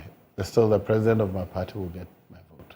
But then the MP, his numbers may go down. And then if the election is acrimonious, the primaries in particular, if it's acrimonious, it leads to some people just staying apart, being ambivalent. He takes a position, he's no longer interested in doing anything because the candidate he prefers did not win. So we have observed that any time we lose election, it is because there's acrimony at the base, either through presidential primaries or parliamentary primaries, and people just stay. Having said that, do you worry then about what happened in the lead up to the Bantama primary? It was in Ashanti possibly the most, acrimonious, obviously because of Kennedy Pond's, verbal utterances whilst he was campaigning, and the allegations, So the threats were exposed. But of course, we've seen the outcome. The Ascenso one is significant. It is there consent well, for I you? say it's just an event that he pays. Unfortunate comments by him, but that did not affect the base of it. Did not lead to strong division within. The competition was not as competitive as we made it appear. Just that the comment he made at that meeting generated some anxiety, but I didn't reflect on the ground at all. And as you see, the minister, the Works and Housing Minister, won overwhelmingly in that constituency. And we believe the delegates possibly punished, his brother. They did. Because of the pronouncement, the threat, and holding the party to ransom. There's definitely always a concern that when you have casualties, Parliament suffers for the incumbent. Because you have a few months to go, you still have to prosecute your business in the House. You have a budget, for example, a mid-year budget that possibly may come, other government business that may come. What's your thinking on how this may affect business going into December 7th? Well, I don't think it can be any worse than it has been, frankly. This 8th Parliament has been extremely difficult to manage. At any point in time, on our side, we are called majority. At any point in time, there are more members of the minority in the chamber than us. Not least because there are a number of us who are ministers, there are a number of us who are committee chairmen, there are a number of us who are leaders in other respects, and there are a lot of international assignments taking them out of us. So we have agreed to something we call decision day. So that once we announce that this is a decision day, we mobilize members from wherever you are to be in the chamber to vote. What may happen is that for people who are disappointed, hurt, or in some way unhappy, well, you cannot force him to come to vote if you think that it will assuage his anger or something. But beyond that, it can never be any worse than it is. Generally, once we give the date and we sufficiently remind people, they come to help. It is the day-to-day business that we have challenges, when unexpected challenges thrown. But the decision they had worked. Then this all worked prior to the primary today. So the question is, after the primary, will this still work? I believe it will work. Even when people are disaggrieved? Well, people are generally responsible. Generally, if it's about the parties or government policy position, yes. However, but of course, if we don't have our numbers, we will defer the decision day. that is the first Deputy Speaker of Parliament. Thank you very much, Joseph, also for joining us with your analysis, helping us make sense of what has happened. And now we understand a bit more of the Ashanti region. But there's something he said about that I think we need to probe a bit more. The migrants coming in and what the impact of that could be on the elections in the Ashanti region. He's going to take leave of us. But I'm going to go to Ayawaso pretty quickly because we're going to be joined by Stephen Amwa. Stephen Amwa is a deputy trade minister, as you know, very, very controversial in his what he says. And he joins us because, as you know, in Ayawaso, he came up against Kennedy Kankam, right? Winston and Raymond. That was a contest that we were watching. He came up against Kennedy Kankam and George Odum, but he won this easily. As was expected. 520 as against Kennedy Kankam's 305. Hello, Stephen Amma. Thanks for joining us here on your election headquarters. Hello. Thank you for having me on your set, Evan. Congratulations to you. Congratulations to you. Thank you very much, my brother. And when many people describe your contest as going to be keen, what was your reaction all along, considering the outcome today? It's actually an illustrative of one fact. We should ask ourselves whether indeed people who make comments usually have correct data and process the data, and out of that they make a statement. They really have the right pieces of information or the correct pieces of information or not. It means a lot of the statements people make publicly do not have basis in our country. So that is what I can say. That they didn't know what was happening in Chiasso. They had no idea. They had no clue.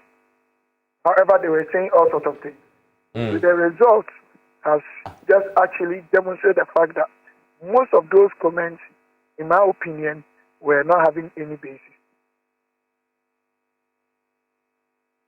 And Sticker, this obviously is a victory that is resounding.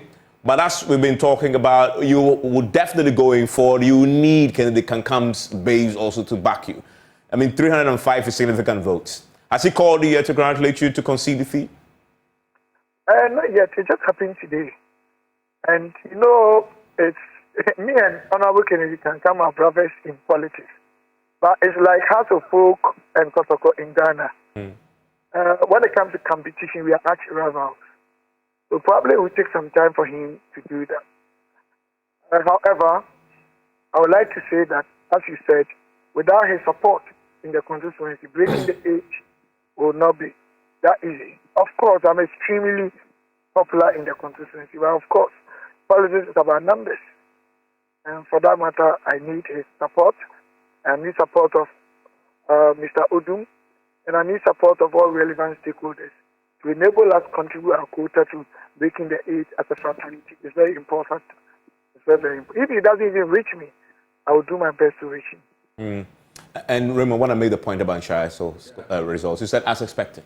Yes, I said as expected because, I mean, of course, I think the wrong play for Kennedy was pretending to play victim and deciding that he actually had to go to court. And this was, if you go to the bottom of the matter, it wasn't something that required that kind of path in the first place. Especially, see, in all fairness, Kennedy come as MC for a different area. Would necessarily be one of those resourceful people to be able to do things in Chiasso. But he's denied that he took the party to court. No, hold on, no. We know that a case was filed and discontinued. We know that there's a rate that's so it was. That's a fact. Yes, but he says he's not behind that rate. I mean, what?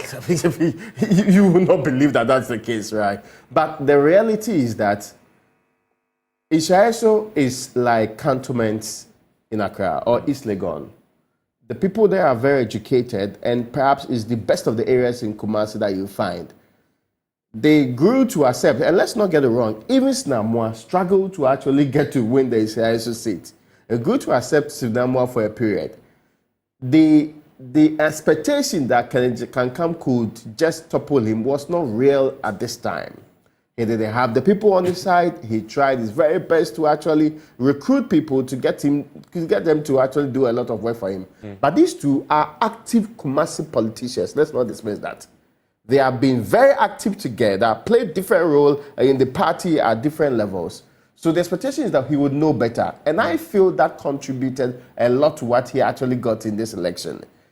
It's the figures that got me a bit surprised. I mean, you thought it was going to be close? Yes, a bit closer than this one because of their history and because of the things that I thought he would bring to the table. And because I know people who live in Chiasso today who are still not exceedingly happy with the delivery of Stephen Amwa. Constituencies have peculiar interest and deliveries. The people of Chiasso are not like those areas predominantly that you have to pay school fees and all the other things. There are things that would necessarily get them interested, like fixing, patching roads and all of that. So if they bring the member of parliament today, if you check the VRA road today, I mean, they changed the name recently anyway, but if you check the VRA road today, this is one of the oldest roads. It has the likes of Apia Minka and Co's buildings all over the place with very terrible roads. So the people continue complaining, but they don't see the solution in Kennedy Kankam. That is where the vacuum was. And again, even though the NPP would automatically win in shares, like he has won over the period, and this is Dr. Richard and his constituency, when he moved Bantuma straight to that particular place. So the expectation is that somebody else can do it better than Kennedy Kankam, and they are waiting to get maybe somebody who can compete and win over Stephen Amwa.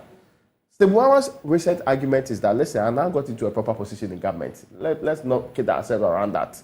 So this is the best time for me to be able to help you more than ever, or more than what I've tried to be in times past. And people just felt that giving him the nod to go ahead is better than bringing the MCE for Asokoro and Paul come and actually be a member of parliament. And Stephen, you're approaching a very important elections, and because it's in Shire, so it's a done deal for the. I mean, as you can expect, historically, the party will always win in this particular constituency. But unity is important. You've said even if he doesn't reach out to you, you will reach out to him. What about his base, considering all the back and forth that happened, and also that all the disagreements, the rate that was filed and withdrawn? How extensive will this reconciliation process be?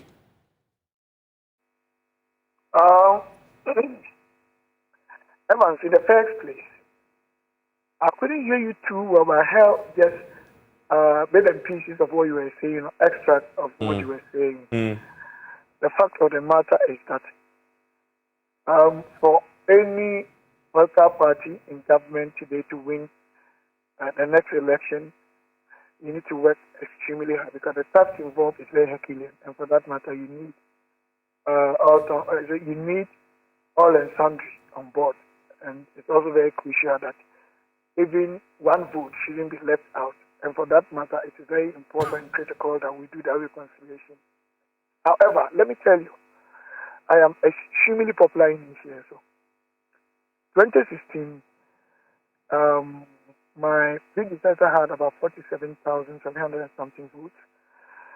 And then you remember that between 2016 and 2020, NPP reduced in terms of votes about 500,000 votes. So 2020 probably even wasn't too good for us in terms of vote appreciation. However, I was able to gather about 51,531 votes. And I was able to even beat the presidential candidate, which is unprecedented in the history of the constituency. And there were a few polling stations that we had never won. Places were dominated by some Fantis and then some Northerners. In fact, 2020, when I became DC, we won all those areas. So when it comes to popularity, I'm extremely popular. And when it comes to weight, political weight, Evans, honestly speaking, in Ghana here, it's not a matter of lies. It's so clear and it's crystal clear that Dr. Subin is one of the most popular politicians who has a lot of respect from the people. That's why the fact that sometimes we all have this social media stuff that people play with. I've been debating on radio and TV stations for almost 30 years, including people such as former President Mahama, Amatete, Amabinuados, up to even now. And look at my performance in Parliament when it comes to discussing the economy, finance, budget, and other things as a first time. So I think talking about my weight when it comes to politics in Ghana, honestly speaking, you cannot count 1, 2, 3, 4 and take Subin out. So for that matter, the people of Inshiaso, as you said, their positions on the social stratification in terms of individual stratum or group stratum or whatever it is along the social ladder in Ghana here, most of them are elite, of course, and they expect somebody like me, somebody of my caliber, to actually represent them in Parliament. Almost every week, every month, you hear Subin's name appear on front pages. My names are reviewed in newspapers. I make comments. Sometimes some of them are joke and they are funny. Some of them serious comments.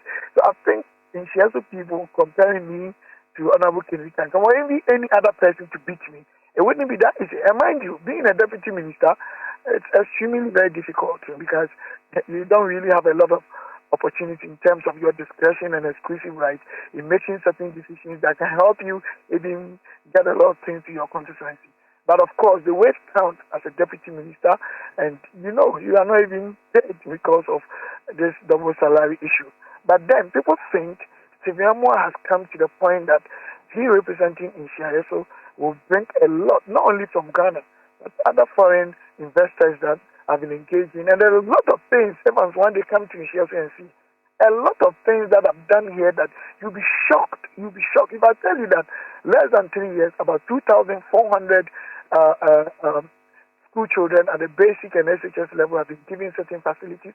All the secondary schools have been provided with computers. We have lithograph printing, math questions, I've done scholarships, hundreds. I've done a lot. We have now done even research that now we have category of the youth segments in Shire. So those in school, those not in school, those not living parents, those that need machines to go into scale acquisition, those that are into drugs, those that are liabilities, those that are assets. We have all these official things because I've set up development committees. Youth Development Committee, Education Development Committee, Welfare Development Committee, Health Committee. They know I've done this. Some of them are assistant headmasters, Roman fathers, highly educated people. They even manage the Common Fund and Health Fund and Gap Fund and SRF of Inshire. And that's why we've been able to do a lot of great things in this constituency. Based on that collectivism in terms of development approach, the people really, really love. But of course, you get a section of them that wouldn't be in agreement with you because they don't even understand what the core functions of a parliamentarian. But I can tell you, in Shire, people are extremely happy with me. They want me to represent them at all times. If I'm able to continue the good work that I'm doing, building this relationship with them, trust me, it will be difficult for anybody to beat me, honestly speaking.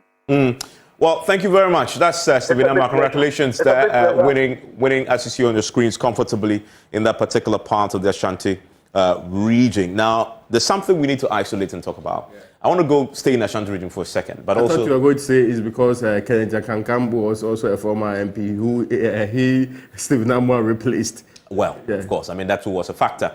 But there were a few of the individuals going into this contest that had a certain history that antagonized a certain powerful bloc in the party. Gideon Boako is one of them. And I want to pull up the Gideon Boako results onto the screen. The rebels. They, of course, in Parliament, came before the screens and they wanted Kennedy Jipon out. And we thought at the time that definitely there were going to be consequences in the primary, right? He is possibly the most visible casualty because, of course, he was one of the loudest of those who wanted the finance minister out. Except that his other rebel colleague in the your friend, the Andy Appiah-Kubi, he won a seat today. But Eugene lost today. Was it a result of course, Andy Appiah-Kubi is what you see on your screens right now. He won. And this contest was interesting because as you see on your screens, you have Andy Appiah-Kubi, who we know is incumbent, but also had been a very prominent rebel asking for Kennedy Jipon to go. And then you have Kojo Bajiman, who is a former member of parliament for that particular constituency, coming back. And then you have Kwesi Kwarteng-Frimpong, who is the PRO, the spokesperson for the Education Ministry, also attempting to get this particular seat. He was with me this past week. Extremely poor performance. A very poor performance. And you see the results there for those listening to us on radio. Andy Appiah-Kubi got in 226. Kojo Bajiman got 103. You have Samuel Kojo-Frimpong, who actually did quite well, 160. And then Kwesi Kwarteng-Frimpong, who you've heard talk on behalf of the Education Ministry, getting 12, and then Stephen Obinsaka getting 67 there, and so he was last. But my question, going back to the rebels, right, theme, would you attribute Eugene's performance to that, considering the prominence he showed in this whole rebel agenda in Parliament? Evans. Yes, Eugene wanted Ken Ofori-Atta out. But apart from wanting Ken Ofori-Atta out, what else did he do? That's a question we must answer, and I'm going to answer that question. Eugene was also seen as being against the system or the establishment when it comes to who becomes the flag bearer of the NPP. Okay? So this is it. You have gone against the finance minister, one, and going against the finance minister is going against one of the trusted allies of Akufo-Addo. Two, you have also gone against the vice president, too, who is today the de facto leader, even though the NPP says the chairman is the leader, that's the party's constitution. Once they elect a flag bearer, he becomes like the leader of the party. So that was the problem with Eugene Boako. And it was always going to be difficult for him. Because this is the other point. Look, Evans, Andy Appiah-Kubi may have gotten support from others. particularly those who were behind this whole Kenufurata must go. Okay? Because some of the people behind the Kenufurata must go also would want to be vice presidential candidates. And if they're going to do that, they must also ensure that they have a good base. Where was Eugene's support going to come from? I realized months ago when I began hearing the conversation that the signals were looking good, Raymond, in the Subin constituency. The signals were strong. And once you hear signals are strong, you may as well know what was happening. Because Eugene, even though he was not, going out there to go and, say it, but had consistently said that, the party's tradition must continue when it comes to who becomes the flag bearer. The party's tradition at the time was Irimnifrititi, that kind of a thing. So that wasn't working for him. I'd seen a lot of people who were, supporters of Dr. Bawumia not liking the position or stance of Eugene. So when you take this stance, and in your constituency, you didn't win it for the person that you supported, what would eventually happen to you is that you would have one, and we all know this, you'd have one, supporters of the finance minister coming at you, and two, you would not have other strong supporters, for instance, coming to your aid. So it was always going to be very, very difficult for Eugene. It was going to be difficult because you didn't have, the supporters of Bawumia coming to his aid as they had come to the aid of Andy Appiah-Kubi, because Andy Appiah-Kubi is one who had openly supported Dr. Bawumia. So even though he was Ken must go, again, because today his people are de facto in power when it comes to the NPP local politics, you just could not get him out easily. But even then, when it comes to Andy, as you would see, if he had been telling that probably one candidate, he may have lost. Yeah, so that's it. Well, and as you see on your screens there, he lost by a significant margin. 103 is all he managed against the winner who had 734 votes there. Massive trouncing there. Yeah. Now, in December 2022, December 31st, this is the headline of a story that is attributed to Eugene. You did not make me an MP. You can't unseat me. NPP NP Des Akufo-Addo. I remember this interview. Very well. I think it was Kwaku Asante that spoke to him big time on it. He did not only take on the finance minister of the Republic of Ghana. He went head on against the president of the Republic in ways and modes that sounded like the man did not fear anybody in the Republic of Ghana and that he knew what he was stepping on. And granted, Subin is at the core of the Ashanti constituencies. So the expectation is that many of the people within the NPP who know and who would support Eugene are also people who believe in the projects that will be pursued generally around that place. So these are partly Chematin supporters. These are also people he had openly stated. And you made the first defense of the people say we should put for finance minister's removal was from Eugene. He gave that explanation first. So the understanding then is that he was so convinced he had the backing of his people that he going up against even the executive president of the Republic was not a very big deal anyway. Many people did not know Kofi Obiri-Abua, who is now the guy who won the seat. Many people had not heard a lot about him. But it was almost like anybody but Eugene was perfect for this constituency.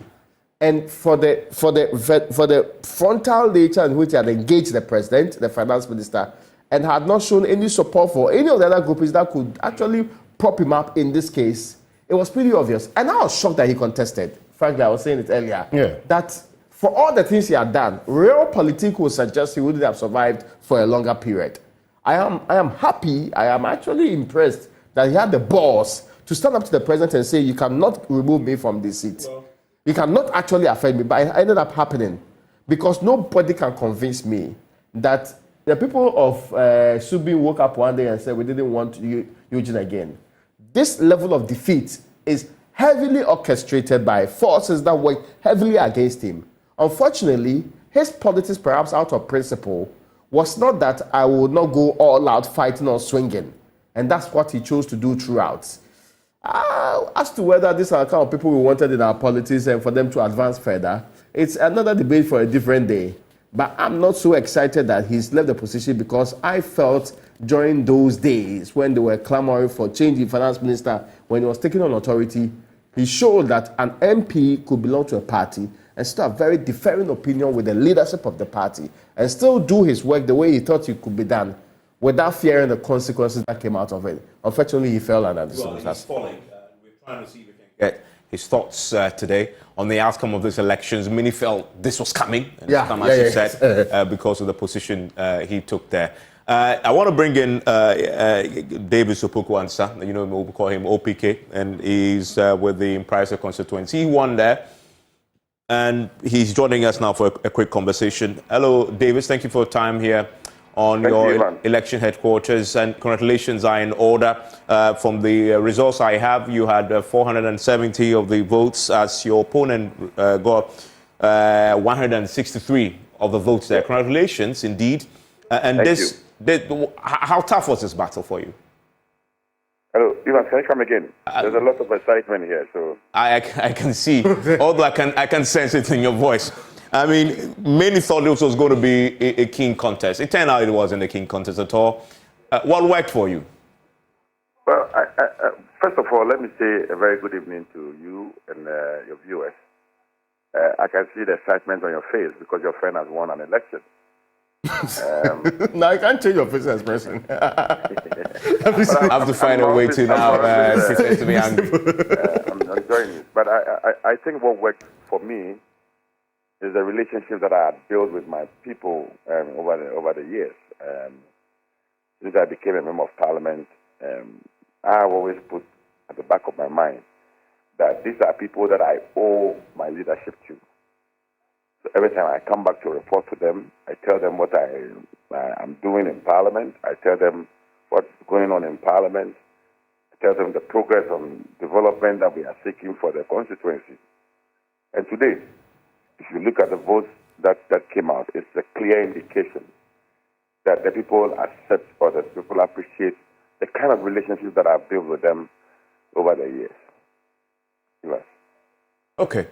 I mean, David, I'm going to leave you to join the party. As you say, it's pretty much of excitement happening in your constituency.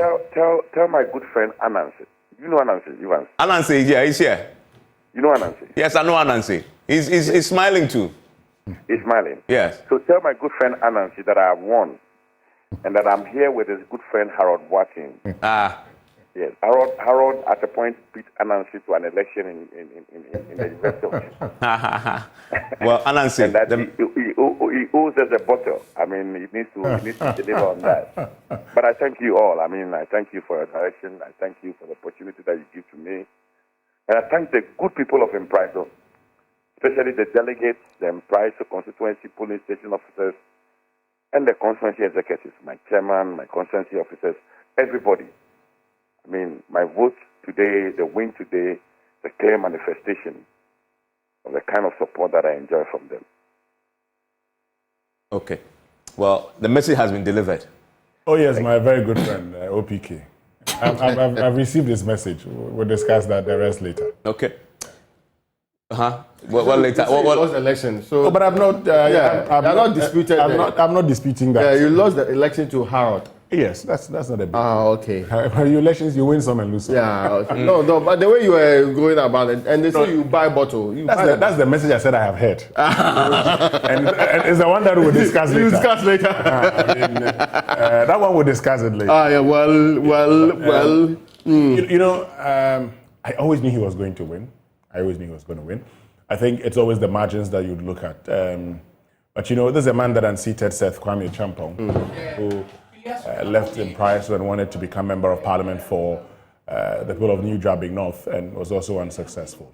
But and he has a lot of support, you know, to have unseated an incumbent at the time and coming up again now that he's a member of parliament. And he's shown, for instance, is one of the people who were seeing at the time to have supported Alan Tremanting, for instance. But of course, they had made it very clear that they were party people, and so they were not going to move and join the butterfly movement. We're going to be part One of the people that people thought would be affected by the wind of change, as in a certain grouping that you are not sure whether they're still, but of course it's true. He put up the elephant symbol and subsequently was quite categorical in his mind that he is MPP and will remain so. Exactly. And so once he had shown that he was NPP, he went into this contest and he's won convincingly. That's it. Because he had always been eyeing the Praesu seat. Congratulations to him. Yeah. When he first ventured, there were many that believed he was part of that bloc. That bloc heavily controlled and bankrolled by Brian Champon.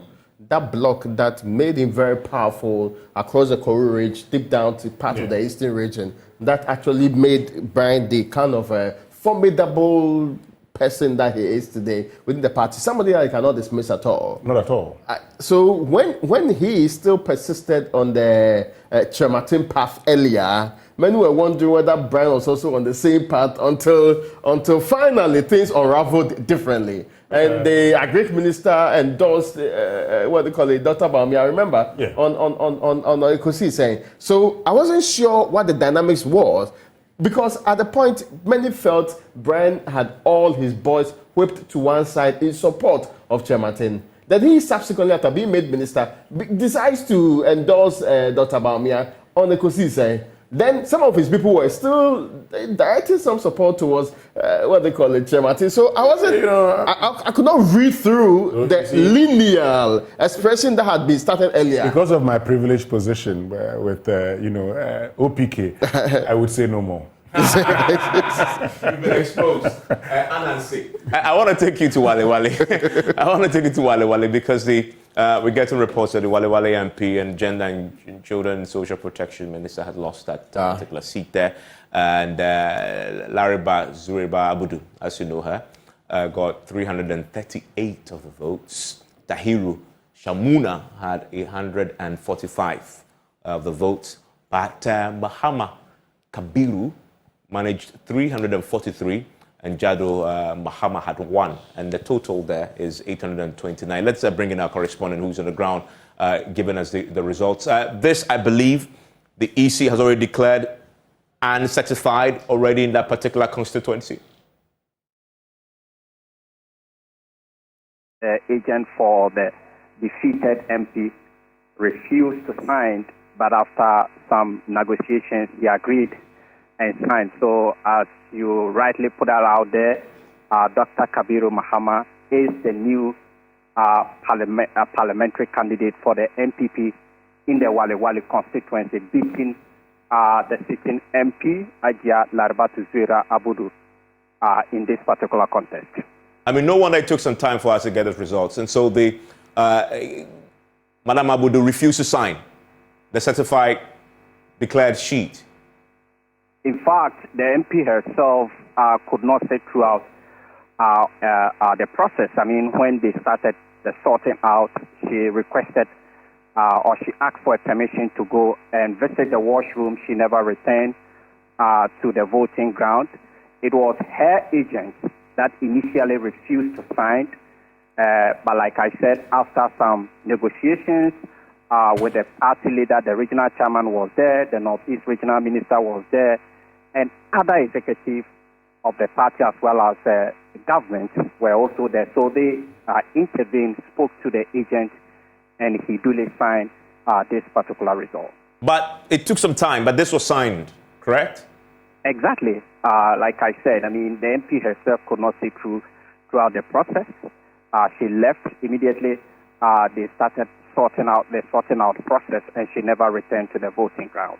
What has been the reaction on the ground? This must be a significant occurrence there, considering that this is the vice president's home constituency, and then you have a very formidable individual, because of course he's a minister, but also incumbent. So as we've been saying, the resources appear to be there, and then she loses, and we'll talk about who she lost to, because interestingly, Raymond and Winston, she loses in the vice president's constituency to a man who is at the office of the vice president. And so that throws up a very interesting dynamic there. So give us a sense. What has been the reaction to this? Exactly. Even before this day, there had been tension across the constituency. Surprisingly, what we learned from the ground is that majority of the party leadership and the government appointees were in support of the sitting MP. In fact, there was a message that was being sent around that the vice president had expressly asked that the delegates should vote to elect Hajia Lariba Zuiratu, who, of course, is also his sister. And so that didn't sit well with the youth. And so in one of the meetings the regional minister was holding with the party council of elders chairman, the youth invaded the residence of the chairman, the council of elders chairman, to attack the minister, and he was saved by the intervention of some elders around this particular. He was attacked because the suspicion was that the minister was campaigning for the gender minister, telling delegates that the vice president has endorsed her or asked delegates to vote for her.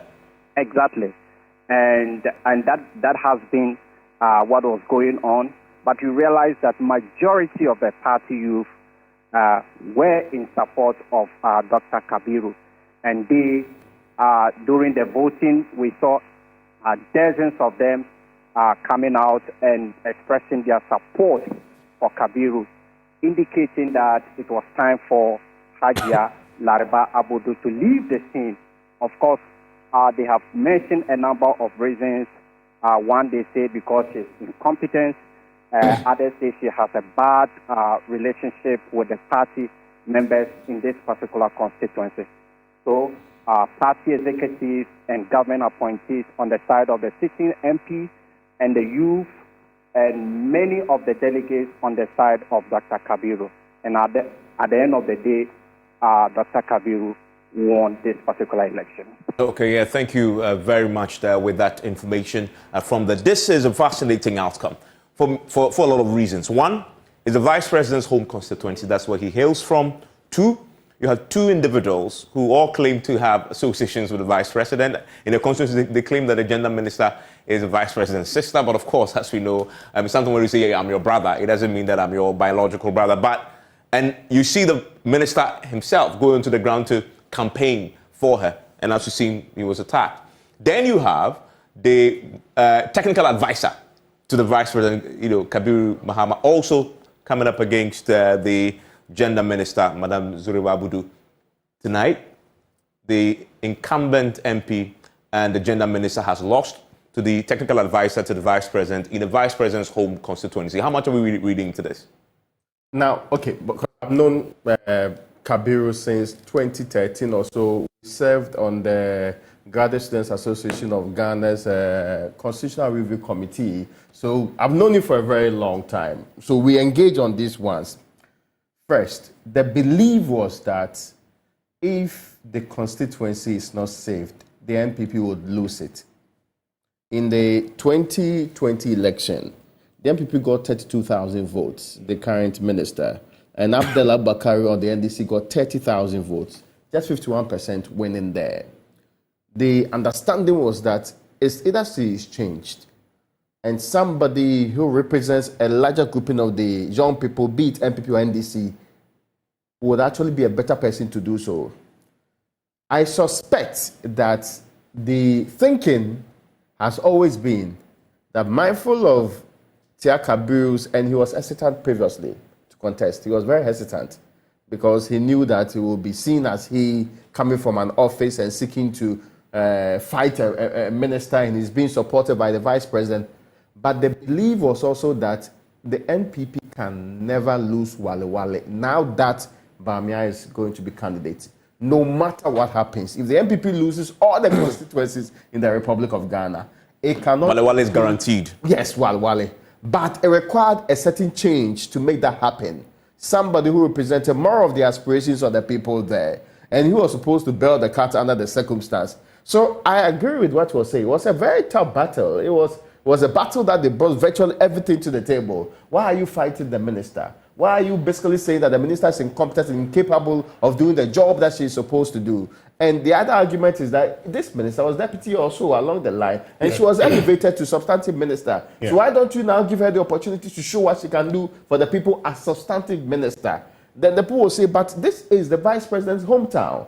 If there was evidence that some real things could happen or we could advance our fortunes, it should happen now. The main problem is not the constituency or the people, but the individual in this case. It's the reason why Tia Kabiru Mahama had to actually be in that contest. And it was a very slim one. I saw the votes there. 5 votes. Yes. It didn't look like it was a walk in the park for him because it was never meant to be that he would have it that easy.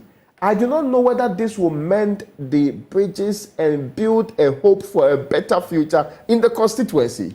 I don't know whether the MP will be peeved, even though she's a minister, and that's going to take away some votes. Because when you are just leading with a little bit over 3,000 votes in the last election, or 2,000 or so votes in the last election, the last thing you want to do is to cause more harm or divide the grouping. Hopefully, they can perhaps build better bridges and get it on. I mean, this is a constituency, Evans, I have known since 2004. Now, the minister is a very controversial figure in that constituency. And if you speak to a lot of persons within the constituency, they will tell you, for instance, that, and she comes from a family that has, part being NDC, part being NPP. And it had to take even part of her NDC family to ensure her victory. Because at the time, the feeling was that, let's forgive her. Let's let everything and go and then make sure she wins.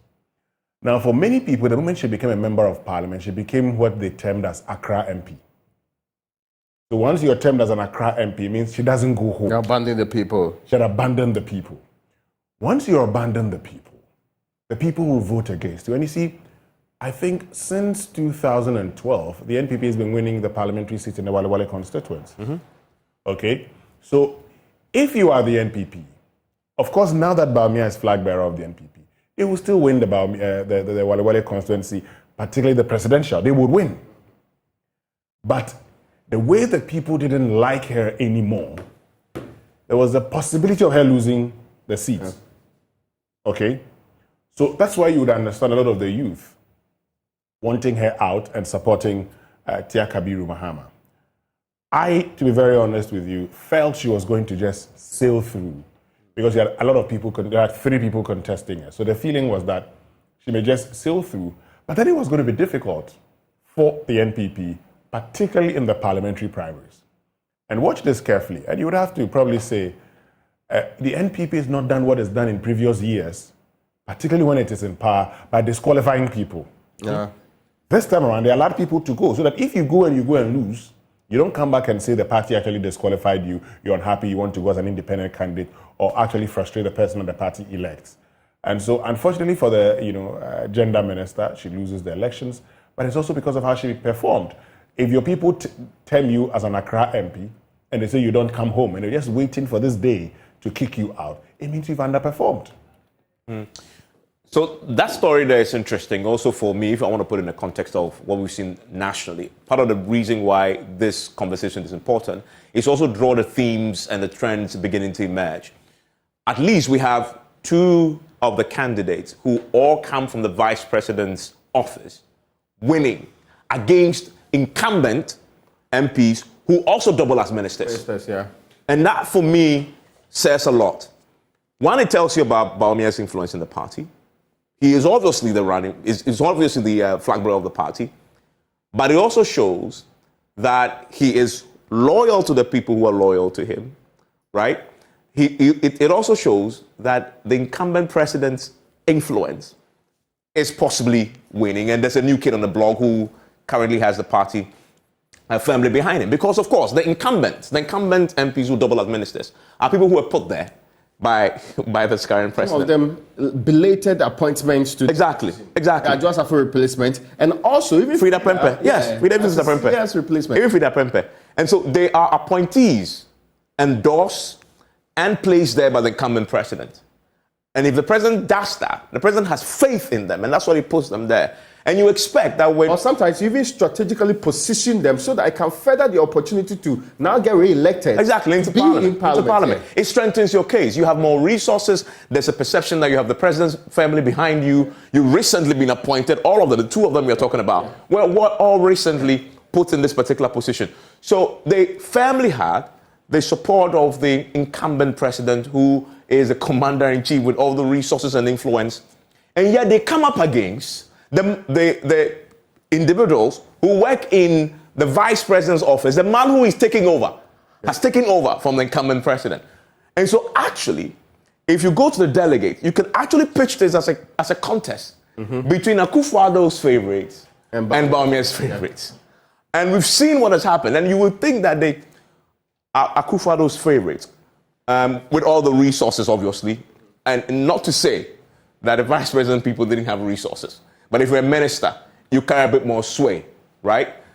When you pitch that, you come to the results, and you've seen that the two who come from the vice president's office have managed to beat. And in this case, the margins is close, yes, but in the case of the Tano North, it was quite significant. And for me, it says a lot about where the NPP stands now, and many have described the incumbent president as a lame duck, his influence is waned. This, for me, is a signal that indeed that is true going forward. And that's one of the things that, of course, is interesting for me to watch on the back of what has happened there for many reasons. And it says a lot. And there was no impact. You see, at some point when such a clash is likely to happen, mindful of the people behind the two ends or the perceptions that may arise, somebody will call one to the table and say, sit down, relax, let her go. Or, no, don't try to do this because it will look bad on all of us. Yeah. It will think as if I'm challenging my boss or actually challenging the president's authority. That did not happen. It was almost like, let them run and see the outcome of it. Exactly. Which is quite strange. Mindful of the posturing of President Akufo-Addo over the period. No, but that's also because in the case of Gideon? In the case of the gender minister, it was obvious that she had lost touch with the people. It's obvious she had lost touch with the people. And remember, you remember, I'm not going to mention, but you remember having conversations with Tiakabiru Mahama. Yes. I said, I know this person in your constituency. And he said, he actually supports me. And I was surprised because that person is actually very, very close to the gender minister. They are related. And so people are switch comes to him. They are switch come to him because the gender minister was underperforming. And when you say you're underperforming as a member of parliament from that side of the world. But Winston, you also made a point when we're analysing the performance of Gideon Boako about the shift in power from... I'm coming there. And for me, this gentleman you're talking about has, of course... he knows what has happened. The loyalty must shift also because the power has shifted. I'm getting there. And he represents the future. Yes, I'm getting there. She doesn't. No, she does. I mean, she doesn't. I know, but I'm getting there. But you see, if you look at the margins in this particular case, it would tell you one thing. It would tell you that, look, if she was performing, if she was doing well, because of... She was not performing as a member of parliament? Well, as a member of parliament, not in parliament, but in her constituency. I mean, unfortunately, that's what members of parliament have become. But do we even have evidence of her performance in parliament? No, we don't have. I mean, yes. But the constituents care pretty less about what was happening on the ground. I say she's a very controversial figure. That's not in doubt. But I'll tell you something about that constituency. In 1996, I think it was won by the PNC. Raymond, check the figures for me. 1996, Walewale. It was won by the PNC. Now, the PNC, 1996, 2000, one of them. The PNC man goes... 2000. Okay. 2000, the PNC won it. Yeah. The NDC won the previous 1996. 96. 2004 and 2008. Yeah. So in 2000, it was won by... In fact, it's only in the 2012. Yeah. The MPP won it. That the MPP won. It was won by the PNC. That's true. When the PNC candidate got to parliament and the people started disturbing him, he told everybody, I won't go again. He said, I won't come back again. It's as simple as that. I'm not coming back as a member of parliament. Don't disturb me again. Once you stay in Accra and never show up in your constituency, you're underperforming. In the case of, Frida, I said earlier and I would maintain, between Akufo-Addo and Bawumia, you have an incoming. You say you want to stay with outgoing. That's not how politics I think also that also played a role in what we've seen in Walewale. But this one is close to the vice president too. Of course, but also close to the vice president. Yeah. That's why, she was using the name, but you see, she was also using the vice president's name. So as for this one, the two of them, they're all using the vice president's name. No, but of course, So one is the technical advisor to the vice president. but it boils down now to your performance. So we are all using the vice president's name. Yeah, one is using the vice president's name. One is a technical advisor. Then still the technical advisor to the vice president. It's a family affair. So it would now boil down to who's and the minister goes to actually campaign with that and is attacked. Yes, by executives in the party. She's underperforming. And so we don't want her to come back. Don't use the vice president. Because they know the vice president is powerful. Yes. Right? And they want the guy who legitimately can lay claim to it now to use it. Oh, she could have laid claim. She's just underperformed. Except that, I agree with Winston. The bigger fear there was that we can never lose this constituency. Yes. So you should not be a contributing factor to we losing the constituency. If you are the stumbling block here, we need to remove you. If you are the people's problem and remove you and somebody else is presented, they may now think of reposing hope in us for this constituency. Imagine even if Bawumia wins the election 2024 and loses his home constituency. But question, is there any fear that the NPP will lose Walewale? Regardless of who they put there. NPP would not lose Walewale. Yeah, I mean, so that's why I don't see why that's an issue. Could have lost the seat. Hajia could have even with the vice president as a running mate. Could have lost the seat. She could have lost the seat. Because it was just 2,000 difference, really. She could have lost the seat. Yeah, but again, this is something we do here. History says this is not a seat. It's only we've done this analysis with Bawumia many times. Yes. Bawumia had moved it from green to blue. That's exactly. That's not right. So and the trend says they're on an upward trajectory, and it would be almost impossible for that trajectory from what we saw when we drew the graph, for that graph to drop back to green. Yes. Regardless of who you put there, especially for the especially. But you can't say same for the parliamentary vote. Let's see. Look at especially when you have Bawumia. Of course, who comes from there? Who is now on the ticket? Even when he was on the ticket. Look, Evans. Now the figures will speak to this matter. In 2012, the NPP had 42% won. Now in 2016, NPP had 52%. Now let's bring back to 2020. NPP had 51%. So they started reducing in votes. That's a terrible signal to anybody that no, we are not doing well. Compared to the presidential vote, where it is true, in 2020, NPP had 53%. In 2016, NPP actually had 53%, and 53% in 2012 too. Same. So you see how they hover around the same area, but it was reducing when it comes to parliamentary. And a signal that's dangerous for anybody to actually be worried about. Let me make this point. In that constituency, which I have been monitoring since 2004, they had actually said, and their brother Mahmoud, they've been telling him that, as for him, they like him. By virtue of the likeness they have for him, is the reason they vote for the NPP. Okay?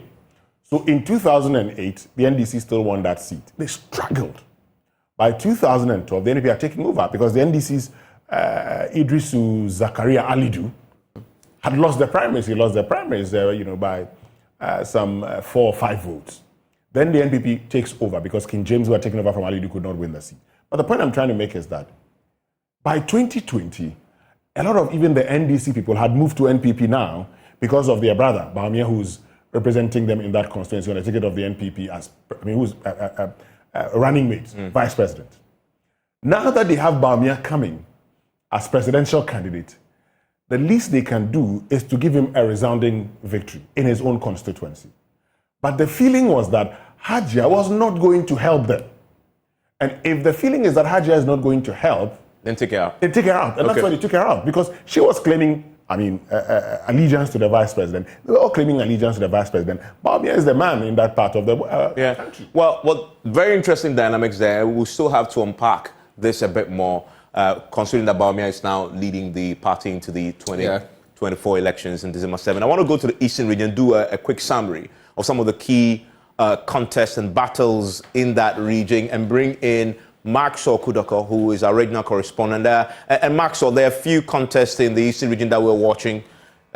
Fill us in. Give us a summary very quickly as we begin to wrap up. Eastern Region has some key races. We had the Ofuasa Yorubi, of course, the constituency where you have the Information Minister contesting Obina Sasari, who's a Deputy Finance Minister. We're watching that, obviously because of association with Alan Chemanting, what was going to happen to her there. And then there's Seta Champon, as we know, the regional minister. Tell us, what happened in these races? Hello, Master Kudeko. Okay. We don't appear to have Master Kudeko. If we get him, we'll try and do a wrap on that. But, gentlemen, let's wrap this up.